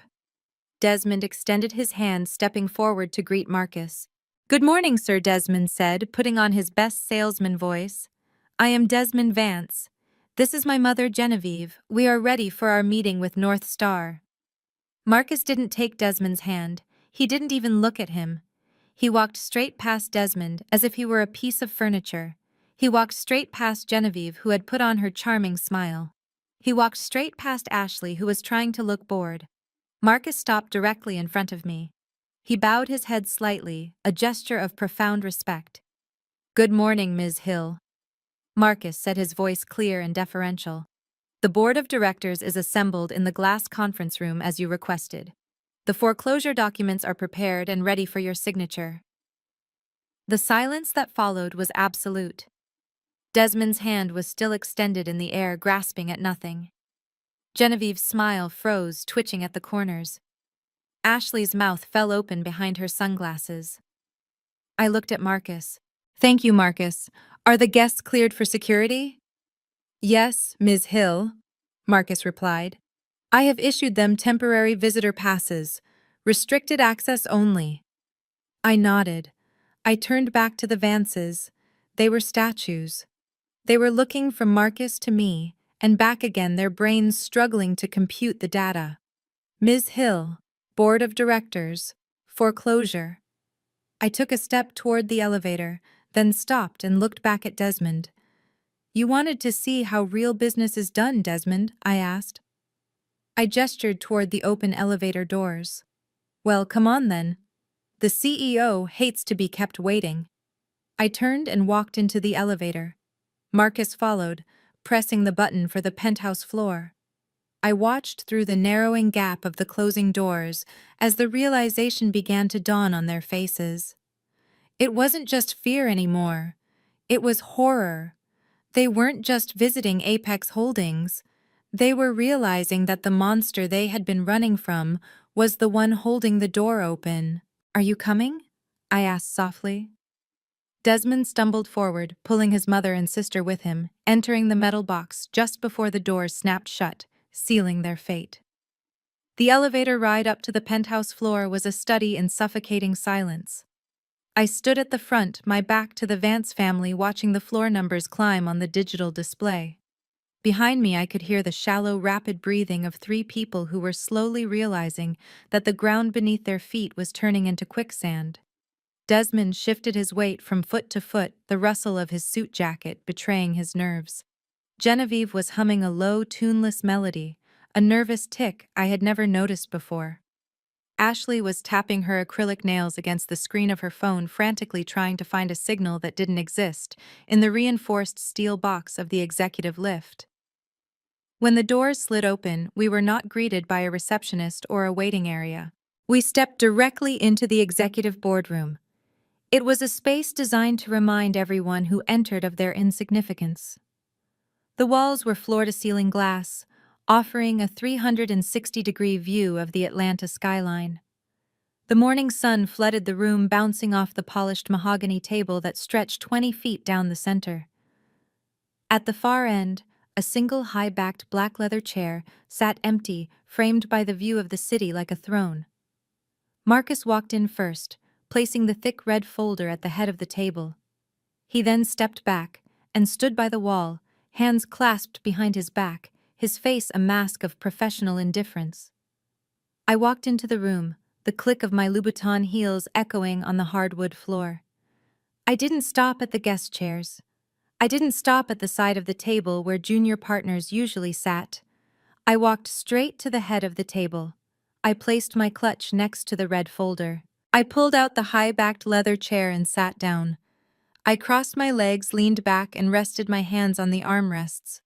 I looked down the long expanse of mahogany at the Vance family, who were huddled near the elevator doors like frightened sheep. "Please sit down," I said, gesturing to the 3 chairs positioned at the far end of the table. The distance between us was deliberate. It was a chasm of power. Genevieve's face turned a violent shade of red. The shock of the lobby had worn off, replaced by a surge of indignation. She marched toward me, her finger raised. "Amara, have you lost your mind?" she screamed, her voice bouncing off the glass walls. "Get out of that chair immediately. That is for the managing partner of North Star Ventures. You are going to get us thrown out before the meeting even starts." Desmond rushed forward, trying to grab his mother's arm, but his eyes were fixed on me with a mixture of confusion and horror. "Amara, seriously," he hissed. "This isn't funny. Get up. You are the ex-fiancé. You don't sit there. You sit in the corner or you wait in the lobby. If the investors walk in and see you playing boss, they will laugh us out of the building." I didn't move. I didn't blink. I simply watched them unravel. Ashley hung back, whispering loudly to Desmond. "Is she on drugs? Why does she think she can sit there?" Genevieve reached the head of the table. She slammed her hand down on the wood, inches from my hand. I said, "Move!" she shrieked. "You are an administrative assistant. You are a nobody. Do you hear me? You are a mistake." Marcus cleared his throat. The sound was soft, but in the acoustic perfection of the room, it sounded like a gunshot. "Mrs. Vance," Marcus said, his voice dropping into a register of icy command. "I must insist that you lower your voice. You are addressing the Chief Financial Officer of Apex Holdings and the majority shareholder of the North Star Distressed Asset Fund." Genevieve froze. Her hand was still on the table, but the strength went out of her arm. She looked at Marcus, then slowly turned her head to look at me. "What did you say?" she whispered. I said. Marcus continued, stepping forward to hand a business card to Desmond, who took it with trembling fingers. "That Ms. Amara Hill is the CFO. She is the executive who approved the acquisition of your debt portfolio this morning. She is not the admin. She is the bank." The silence that followed was heavy, absolute, and suffocating. I watched Desmond look at the business card. I watched his eyes scan the embossed title. I watched his knees buckle slightly, forcing him to grip the back of a chair for support. "No," Desmond stammered. "That is impossible. I have seen her pay stubs. I have seen her apartment. She makes $45,000 a year. She drives a Honda. I rented the Honda, Desmond," I said, speaking for the first time since I sat down.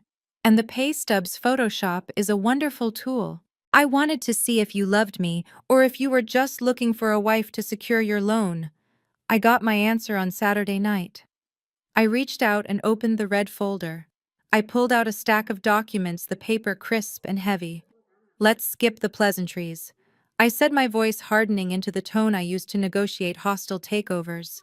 "You came here today expecting a meeting with North Star Ventures to secure a $5 million bridge loan. You were hoping to use that money to pay off your balloon note that matures today at 5 p.m. Genevieve stumbled back, falling into one of the guest chairs. She looked as if she was having a stroke. Her mouth opened and closed, but no sound came out. However, I continued flipping a page.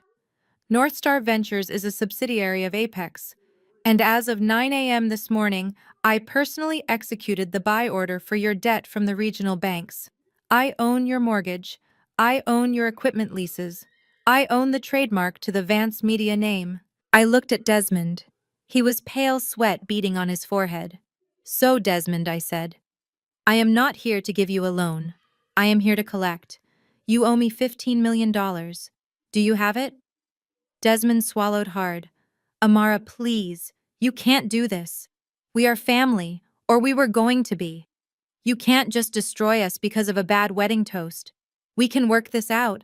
I can explain the Chantel thing." I laughed. It was a dry, humorless sound. "The Chantel thing is irrelevant to this meeting, Desmond. That is a personal moral failure. This is business. And in business, when you cannot pay your debts, the creditor has the right to seize assets." I picked up the document on top of the pile and slid it down the long mahogany table. It spun across the polished surface and came to a stop right in front of Genevieve. "This is a notice of default and immediate foreclosure," I said. "You have breached the morality clause of your lending agreement by engaging in public hate speech. You have breached the liquidity clause by having your accounts frozen. And you have breached the solvency clause by losing your primary supplier." Genevieve picked up the paper, her hands shaking so violently the paper rattled. "Foreclosure," she gasped. "On the business." "On everything," I corrected her. "The business, the warehouse, and the mansion. You put the house up as collateral 3 years ago, Genevieve. Did you think I wouldn't find that in the title search?" Ashley, who had been silent until now, suddenly stepped forward. She looked terrified, but also strangely defiant. "Well, this doesn't affect me," she said, her voice wavering. "I am just an in-law. My name isn't on the loans. You can't touch me, Amara. I have my own money. I have my trust fund and my charity work." I stopped looking at Genevieve.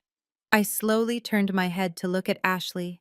I let a small, predatory smile play on my lips. "Ah, Ashley," I said softly. "I was hoping you would bring that up." I reached into the folder again and pulled out a separate, thinner stack of papers. These were not legal contracts. They were spreadsheets, highlighting in yellow marked specific rows. "You are right, Ashley. Your name isn't on the loan, but your name is all over the ledger for the Vance Family Foundation." Ashley went white. Her defiance evaporated instantly. "I did a forensic audit of the family accounts last night," I said, locking eyes with her. "It is amazing what you can find when you know where to look. You are the treasurer of the charity, right? The charity dedicated to feeding underprivileged children." Ashley took a step back, shaking her head. "No. No, you can't. I found $600,000 in wire transfers over the last 2 years, I said, my voice rising slightly, cutting through her denial. Transfers to shell accounts that link directly to your personal credit card. You didn't buy those Hermes bags with your trust fund, Ashley. You bought them with money meant for starving kids. The room gasped. Genevieve turned to look at her daughter-in-law, horror dawning on her face. Even Desmond looked shocked. You stole from the foundation, Desmond whispered. Ashley, are you crazy? That is federal prison. I leaned forward, clasping my hands on the table. Exactly, I said. Embezzlement, wire fraud, tax evasion. I looked at Ashley, who was now trembling, tears streaming down her face behind her sunglasses. So, Ashley, I said, you asked if I knew about your Hermes bags. I do. And I also know the phone number for the FBI Financial Crimes Division. In fact, Marcus is holding the line for me right now in the outer office. I picked up the phone receiver on the desk and held it out toward her.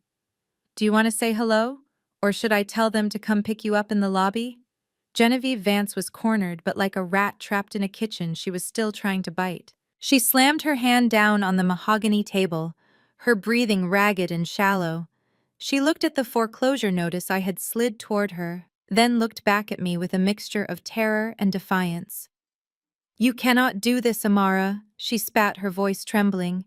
You can take the house. You can take the warehouse.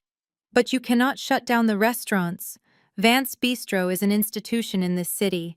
It is a cash cow. It generates $50,000 a week in revenue. If you foreclose on the business, you are killing a golden goose. No judge will allow you to seize a fully operational, profitable business just because of a missed payment deadline. We have cash flow. We can set up a payment plan. I sat back in my leather chair, steepling my fingers. I watched her struggle. She was clinging to the belief that the restaurants were her safety net. She genuinely believed that as long as the doors were open and customers were eating, she still had power. You are right, Genevieve, I said calmly. Vance Bistro is a profitable machine. Or at least it was until 6 o'clock this morning. But a restaurant is not just a building with tables. A restaurant needs food. And as of today, you don't have any. Genevieve scoffed, waving her hand dismissively. Please, that is just a hiccup. So one supplier dropped us. There are dozens of other vendors in Atlanta. We will have a new truck there by noon. You think you can starve us out?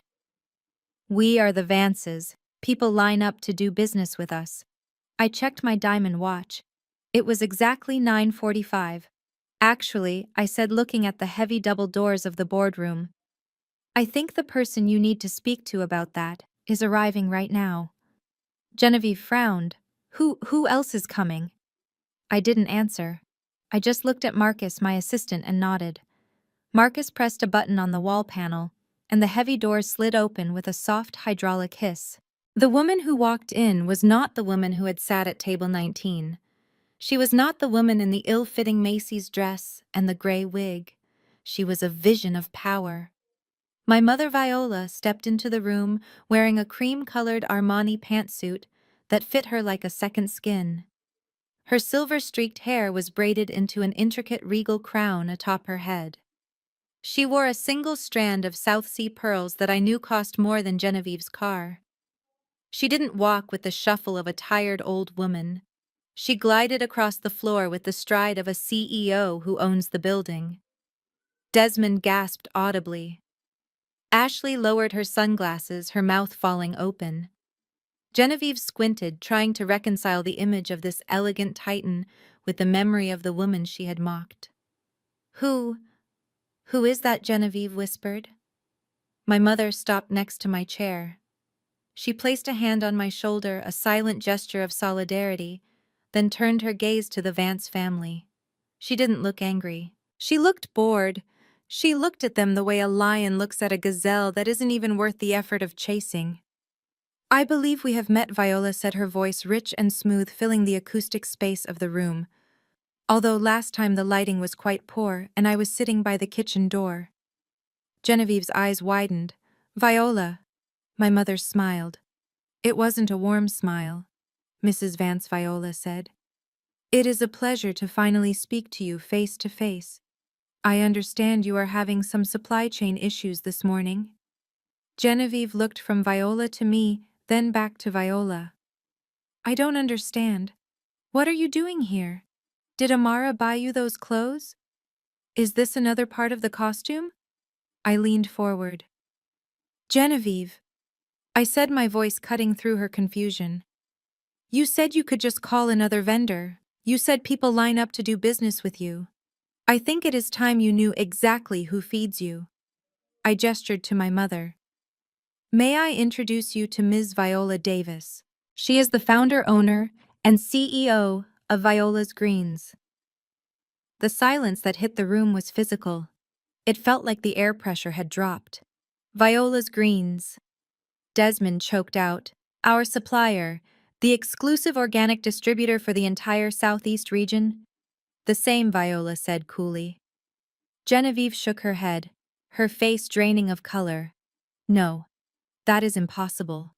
Viola's Greens is a massive corporation. You are just a what?" Viola asked, raising an eyebrow. "A mistake in address. A servant." Genevieve shrank back in her chair. For 20 years, Viola continued pacing slowly around the table like a predator circling prey. "My trucks have delivered the tomatoes for your famous bisque. My farms have grown the lettuce for your $12 salads. My drivers have ensured that you look like a gourmet establishment. You built your reputation on the quality of my soil." She stopped directly behind Genevieve's chair. "And for 20 years I stayed in the shadows because I believed in humility. But you, Genevieve, you believe in hierarchy. You believe that the person who serves the food is less human than the person who eats it." Viola reached into her designer bag and pulled out a document. It was a contract cancellation notice. "This morning I invoked the morality clause in our supplier agreement," Viola stated. "The clause clearly states that the vendor reserves the right to terminate service if the client engages in conduct that damages the vendor's reputation. Publicly abusing an elder, specifically the owner of the vending company, definitely qualifies." She dropped the paper in front of Genevieve. "But I didn't stop there," Viola added. Genevieve looked up, tears of panic welling in her eyes. "What more could you do? You already cut off the food." Viola laughed softly. "You see, Genevieve, when Amara told me she was buying your debt, I decided to diversify my own portfolio. I made a few calls this morning to the landlord who owns the building where your flagship bistro is located." Desmond stood up. "We have a lease. A 10-year lease." "You had a lease," Viola corrected him. "But your landlord was very eager to sell. Apparently you have been late on rent 3 times this year. He was happy to unload the property to a cash buyer who offered 20% over market value." Viola placed her palms on the table and leaned in, locking eyes with Genevieve. "I bought the building, Genevieve. I bought the land. I own the bricks, the mortar, and the ground your restaurant stands on." She pulled out a second document. This one was taped with a bright orange eviction warning. "As your new landlord, I am exercising my right to terminate the lease due to habitual late payments and insolvency. You have 24 hours to vacate the premises. Whatever equipment you leave behind will be auctioned off to pay for the cleaning fees." Genevieve made a sound that was half gasp, half sob. Her hands clawed at the edge of the table as if the floor was tilting beneath her. You own the building," Genevieve wheezed. "I own the building," Viola confirmed, "and I don't rent to people who call me a mistake." Genevieve looked at me. She looked at the foreclosure papers for her home. Then she looked at Viola, the woman she had banished to the kitchen, who now held the deed to her business. The weight of her own arrogance finally crushed her. Her eyes rolled back slightly and her knees gave way. She didn't faint, but she collapsed into the chair, sliding down until her chin hit the mahogany table. Mom Desmond screamed, rushing to her side. Genevieve lay there breathing heavily, staring blankly at the polished wood. She finally understood. She hadn't just insulted her daughter-in-law, she hadn't just insulted a guest. She had looked into the face of the woman who put food on her table and money in her pocket and she had spit on her. And now the hand that fed her had returned to slap her into oblivion. I watched them scramble to fan her face, Ashley crying in the corner, Desmond shouting for water. I looked at my mother and winked. "We are not done yet," I whispered. Ashley is still standing. Genevieve was still slumped over the mahogany table, gasping for air as the reality of her eviction settled in. Desmond was patting her back, looking at me with eyes that were no longer arrogant, just empty and terrified. They were broken. The Vance dynasty had been dismantled in less than 20 minutes. My mother Viola stood by the window watching the destruction, with the calm satisfaction of a general who had just won a war without firing a single shot. But there was one person in the room who still thought she could escape the blast radius. Ashley Vance stood near the door, clutching her Hermes Birkin bag like a shield. She was edging toward the exit, inching her way backward, while everyone was distracted by Genevieve's collapse. She looked like a rat trying to scurry off a sinking ship before the water hit the upper decks. She probably thought that because her last name was only Vance by marriage, she was immune to the debts of the company. She probably thought she could divorce her husband, take her trust fund, and disappear into the social circles of Savannah or Charleston. I watched her reach for the door handle. "Going somewhere, Ashley?" I asked. My voice was soft, but it stopped her dead in her tracks. She froze, her hand hovering over the brass lever. She turned slowly to face me, pushing her sunglasses up onto her head. Her eyes were wide, darting around the room, looking for an exit that didn't exist. I have to go," Ashley stammered. "This is a family matter. It has nothing to do with me. I need to pick up my dry cleaning." I picked up the phone receiver on the desk again. "Actually, Ashley, I think your dry cleaning can wait. There are some people in the lobby who are very eager to meet you." I pressed a button on the console. "Marcus, send them in." The heavy doors slid open again, but this time it wasn't a business partner or a lawyer who walked through.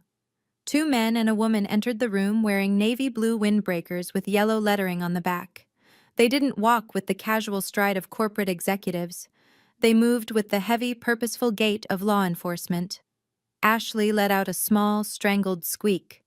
"Gentlemen," I said, gesturing toward the blonde woman trembling by the door. "That is Ashley Vance." One of the officers stepped forward. He pulled a folded warrant from his pocket.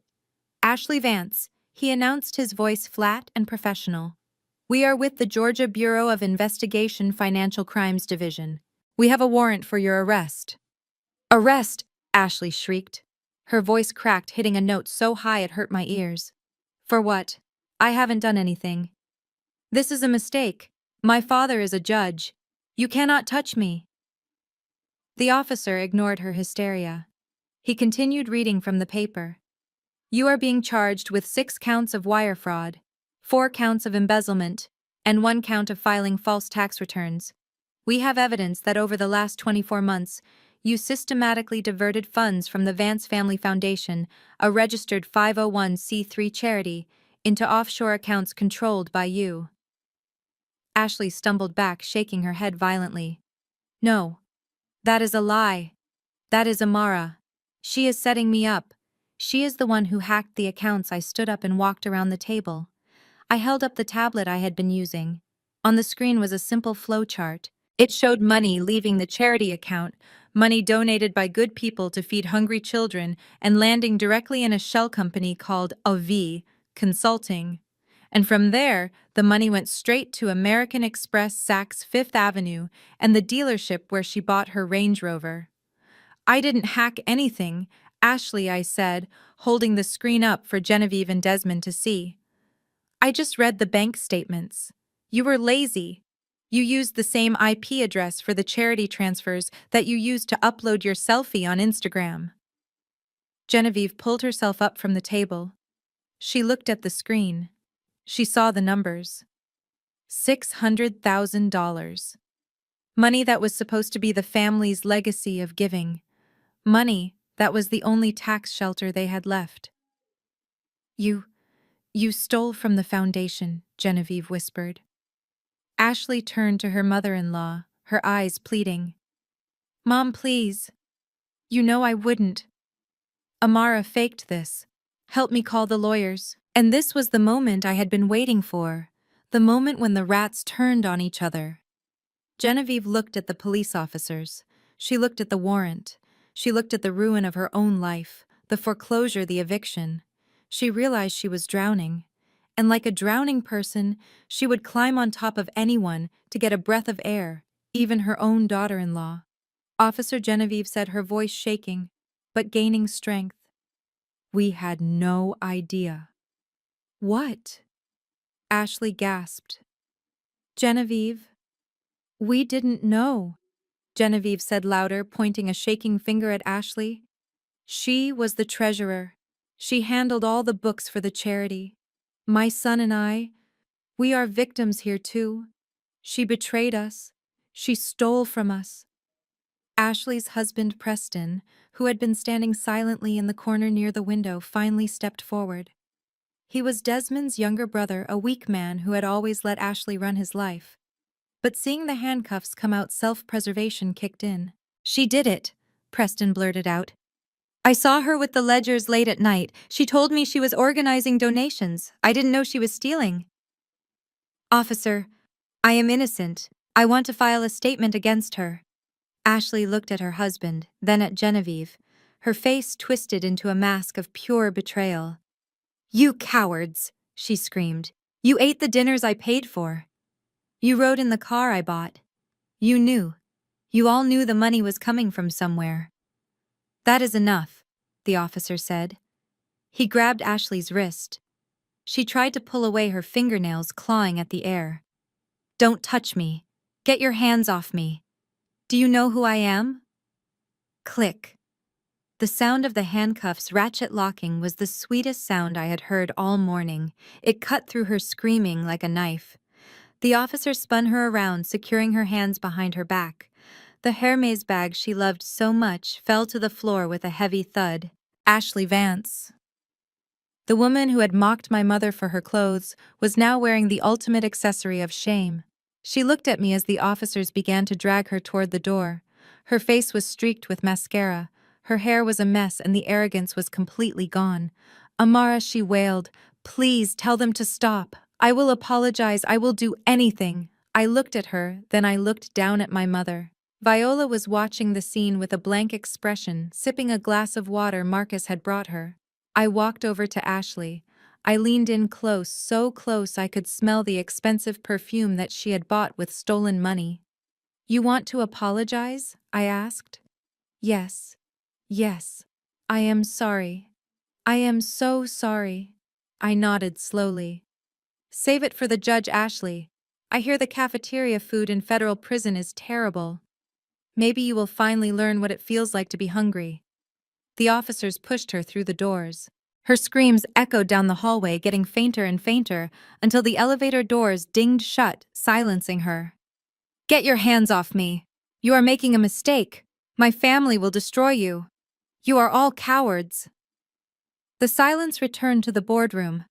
But it was a different kind of silence now. It was the silence of a graveyard. I turned back to the table.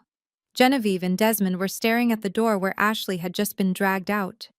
They were alone. Their money was gone. Their business was gone. Their home was gone. And now their family was gone. They had thrown Ashley to the wolves to save themselves, but they didn't realize that they were still trapped in the den with the alpha. I walked back to the head of the table and sat down. I smoothed the lapel of my blue suit. Well, I said, looking at the shell-shocked survivors. Now that the criminal element has been removed, let's discuss your exit strategy. Because you still have 23 hours to get out of my building. The heavy oak doors clicked shut, silencing Ashley's screams as the officers dragged her away. The room fell into a stillness that felt heavier than the noise. I turned my chair slowly back to the table where Desmond and Genevieve remained. They were the survivors of the initial blast, but looking at them, I knew the fallout was going to be far worse than the explosion. Desmond was staring at the empty doorway, his face pale and slick with sweat. He slowly turned his gaze toward me, and for the first time in 5 years I saw him clearly. He wasn't a prince. He wasn't a partner. He was a frightened little boy in a suit he couldn't afford. Desmond slid out of his chair. He didn't stand up to fight. He sank down. He lowered himself onto the polished hardwood floor, disregarding the sharp crease in his trousers, and crawled on his knees toward me. He reached out his hands, trembling as they hovered near the hem of my skirt, afraid to touch me, but desperate to connect. "Amara, please." He choked out, tears finally spilling over his cheeks. "Baby, look at me. It is Desmond. We have been together for 5 years. 5 years of memories. 5 years of planning our future. You cannot just throw that away because of one bad weekend. I know I made a mistake. I know I should have defended your mother. I was weak. I was scared of my mom. But I love you. Doesn't that count for anything?" I looked down at him. I remembered the first date we went on, how charming he had been. I remembered the nights we spent talking about building a life together. But then I overlaid those memories with the photos of him in the hotel elevator with Chantel. I overlaid his pleading voice with the laughter I heard when his mother called mine a mistake. I felt nothing. No anger, no sadness. Just the cold, clinical detachment of an auditor closing a bankrupt file. 5 years, I repeated softly. You are right, Desmond. For 5 years I was blind. I thought your arrogance was confidence. I thought your control was protection. But I am not blind anymore. I have 20/20 vision, and all I see is a liability. I swiveled my chair toward Marcus. Marcus, bring me the personnel file for the Director of Marketing at Vance Media Group. Marcus stepped forward and placed a single sheet of paper in front of me. I picked it up and read it aloud. Desmond Vance, Title Director of Marketing, salary $250,000 a year. I looked back down at Desmond, who was wiping his nose on his sleeve. I reviewed your work history last night, Desmond. In the last 3 years, you haven't launched a single campaign. You haven't signed a single new client. You have spent your days playing golf and your nights expensing dinners with women who are not your fiancé. Amara, wait, he pleaded. I bring value to the brand. I am the face of the company. Not anymore, I said. As the new owner of Vance Media, I am restructuring the executive team. We are cutting dead weight. I picked up a pen and signed the bottom of the paper with a sharp, decisive scratch. You are fired, Desmond. Effective immediately. You will surrender your company car, your company phone, and your security badge to Marcus in the lobby. Security will escort you to your desk to collect your personal items. You have 10 minutes. Desmond slumped back on his heels, his mouth hanging open. Fired. But it is my family's company.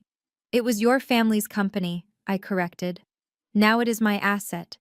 And I don't hire people who fail to perform. I turned my attention to Genevieve.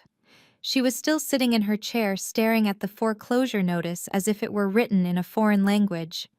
She looked aged, her skin gray and sagging without the buoyancy of her ego to hold it up. And you, Genevieve, I said. We need to discuss your living arrangements. She looked up, her eyes hollow. You are taking the house. I know, but surely you will give us time. We have 30 days by law. Actually, I said, leaning forward. The foreclosure is based on commercial collateral. The terms are different. You have 24 hours to vacate the premises. However, because I am not a monster, and because I believe in housing the needy, I have arranged a new place for you. I slid a set of keys across the long table. They were simple silver keys with no keychain, looking cold and lonely on the dark wood. I own a residential building in East Atlanta, I explained. It is an older building, no elevator, thin walls. The neighborhood is vibrant. There is a 2-bedroom unit on the 3rd floor that just became available. I have paid the rent for 3 months. Genevieve looked at the keys with horror. East Atlanta. That is the slums. You expect me to live in a walk-up? I have bad knees. I am a Vance. You are a Vance with no credit score and no income, I reminded her. And the irony, Genevieve, is that the apartment is very similar to the one you made fun of when you thought I lived there. It is amazing how the wheel turns. You spent your life looking down on people in those buildings. Now you will be looking up at them from the sidewalk. I stood up. The meeting was over. One last thing I said, gathering my files. I have decided what to do with the remaining assets of the Vance Media Group once I liquidate the equipment. Desmond looked up, a flicker of hope in his eyes. Are you going to keep the money? No, I said, smiling at my mother, who was standing by the door, looking proud enough to burst. I am donating 100% of the liquidation proceeds to the Atlanta Women's Shelter, specifically to a fund that helps women escape financial abuse and domestic control. I looked at Desmond and Genevieve one last time. It seems fitting, doesn't it? The money you used to control people will now be used to set them free. Get out of my building. Marcus opened the door. Security guards were waiting. I didn't watch them leave. I turned my chair to face the window, looking out at the city of Atlanta. I heard the scuffle of feet, the soft sob of Genevieve, and the heavy silence of Desmond's defeat. Then the doors closed, and the air in the room felt instantly lighter. I took a deep breath, inhaling the scent of expensive leather and absolute victory. My mother walked over and stood beside me. She didn't say a word. She just took my hand and squeezed it. We stood there, two queens looking over our kingdom, while the jesters were escorted out to the street where they belonged. 6 months is a long time in the business world, but it is an eternity when you are watching karma do its work. The seasons had changed in Atlanta, the humid summer giving way to a crisp golden autumn. But the biggest change wasn't in the weather, it was in the landscape of our lives. I parked my car in front of the new Viola's Greens headquarters. It was a massive solar-powered facility that we had built with the profits from the Apex restructuring. Tonight was the grand opening, and the party was already in full swing. But before I went in, I checked my phone. I had a Google alert set up for the name Vance, a little guilty pleasure I allowed myself once a week. The update on Ashley Vance had come through that morning. Her trial date had been set. Her lawyers were trying to plead insanity, claiming the pressure of being a socialite had forced her to steal. The judge wasn't buying it. She was facing 5 to 10 years in federal prison. The photos of her leaving the courthouse looking gaunt and wearing a department store suit were a stark contrast to the girl who had sneered at my mother in the St. Regis. Then there was Desmond. I scrolled down. His LinkedIn profile had been updated. He was now a junior sales associate for a budget car insurance company in Macon, 2 hours away from the city. Rumor had it he was cold calling people during dinner time, trying to sell them liability coverage. I imagined him reciting a script, getting hung up on, and remembering the days when he thought he owned the world. And Genevieve. I didn't need a Google alert for her. My assistant Marcus had gone to get his teeth cleaned last week and saw her. She was working the front desk at a dental office in the suburbs. Apparently, she had been reprimanded twice for being rude to patients. She was spending her days filing charts and answering phones, forced to smile at strangers who treated her like the help. She was living the life she had mocked serving others to survive. I locked my phone and stepped out of the car. The evening air was filled with the sound of jazz music and laughter. Real laughter. I walked into the garden of the new headquarters. It was beautiful. String lights twinkled in the oak trees. Tables were piled high with fresh organic food, the bounty of my mother's hard work. There were no politicians here looking for favors. There were no social climbers looking for a photo op. The guests were farmers, chefs, teachers, and friends who had stood by us when we had nothing. Amara. I turned to see my mother holding 2 glasses of champagne. She looked radiant. She was wearing a vibrant blue dress, her hair loose and natural, her face glowing with a happiness that no amount of money could buy. She handed me a glass. To the new building, she said, clinking her glass against mine. To the new building, I replied. And to the old baggage we left behind. We walked through the crowd, stopping to hug people we actually loved. I felt a tap on my shoulder. It was Mrs. Higgins, my old neighbor from the Decoy apartment complex. She was wearing her Sunday best and eating a plate of ribs. "Baby girl," she said, pulling me into a bone-crushing hug. "I saw the news about your ex-husband's family. Serve them right. God don't like ugly. And he sure ain't fond of arrogant." I laughed, hugging her back. You are right, Mrs. Higgins. Later that night, as the band slowed down and the stars came out, my mother tapped a spoon against her glass. The crowd hushed naturally, not out of fear, but out of respect. I want to make a toast, Viola said, looking at me with tears in her eyes. 6 months ago, my daughter stood up in a room full of people and saved my dignity. She canceled a wedding to save her soul. And she taught me that silence is not always a virtue. Sometimes you have to roar. She raised her glass high. They called her a mistake. They called me a mistake. But looking around tonight at this business we built, at this family we chose, I think we are the best mistake that ever happened to this city. I stepped forward, taking the microphone. I looked at the sea of warm, supportive faces. I thought about the white Vera Wang dress hanging in the back of my closet, still wrapped in plastic. Thank you, Mom, I said. And I want to say one thing about that day. I used to regret buying that expensive wedding dress. I used to think it was a waste of money. But I realized something. That dress wasn't a waste. It was a filter. It filtered out the lies. It filtered out the fake love. And it filtered out the people who didn't deserve a seat at our table. I raised my glass. So here is to the mistakes in dresses. May they always be expensive, may they always be bold, and may they always know when to walk away. Cheers, the crowd roared. I took a sip of champagne. It tasted like freedom. I put my arm around my mother, and we stood there laughing under the Atlanta stars. The Vance family had wanted to watch a show. Well, they missed the best part. The finale wasn't a tragedy, it was a triumph. And the best revenge wasn't destroying them. It was living a life so full, so rich, and so authentic that we forgot they even existed.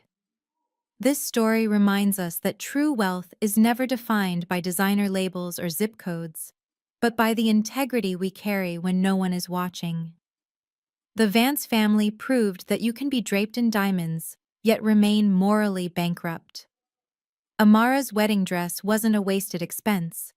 It was a necessary filter that strained out the toxic people who only loved her facade, not her soul. Never apologize for cutting ties with those who disrespect your roots. Your dignity is the only asset that never depreciates, and standing up for yourself is the ultimate luxury. Have you ever had to choose your dignity over a relationship? I would love to hear your story in the comments below.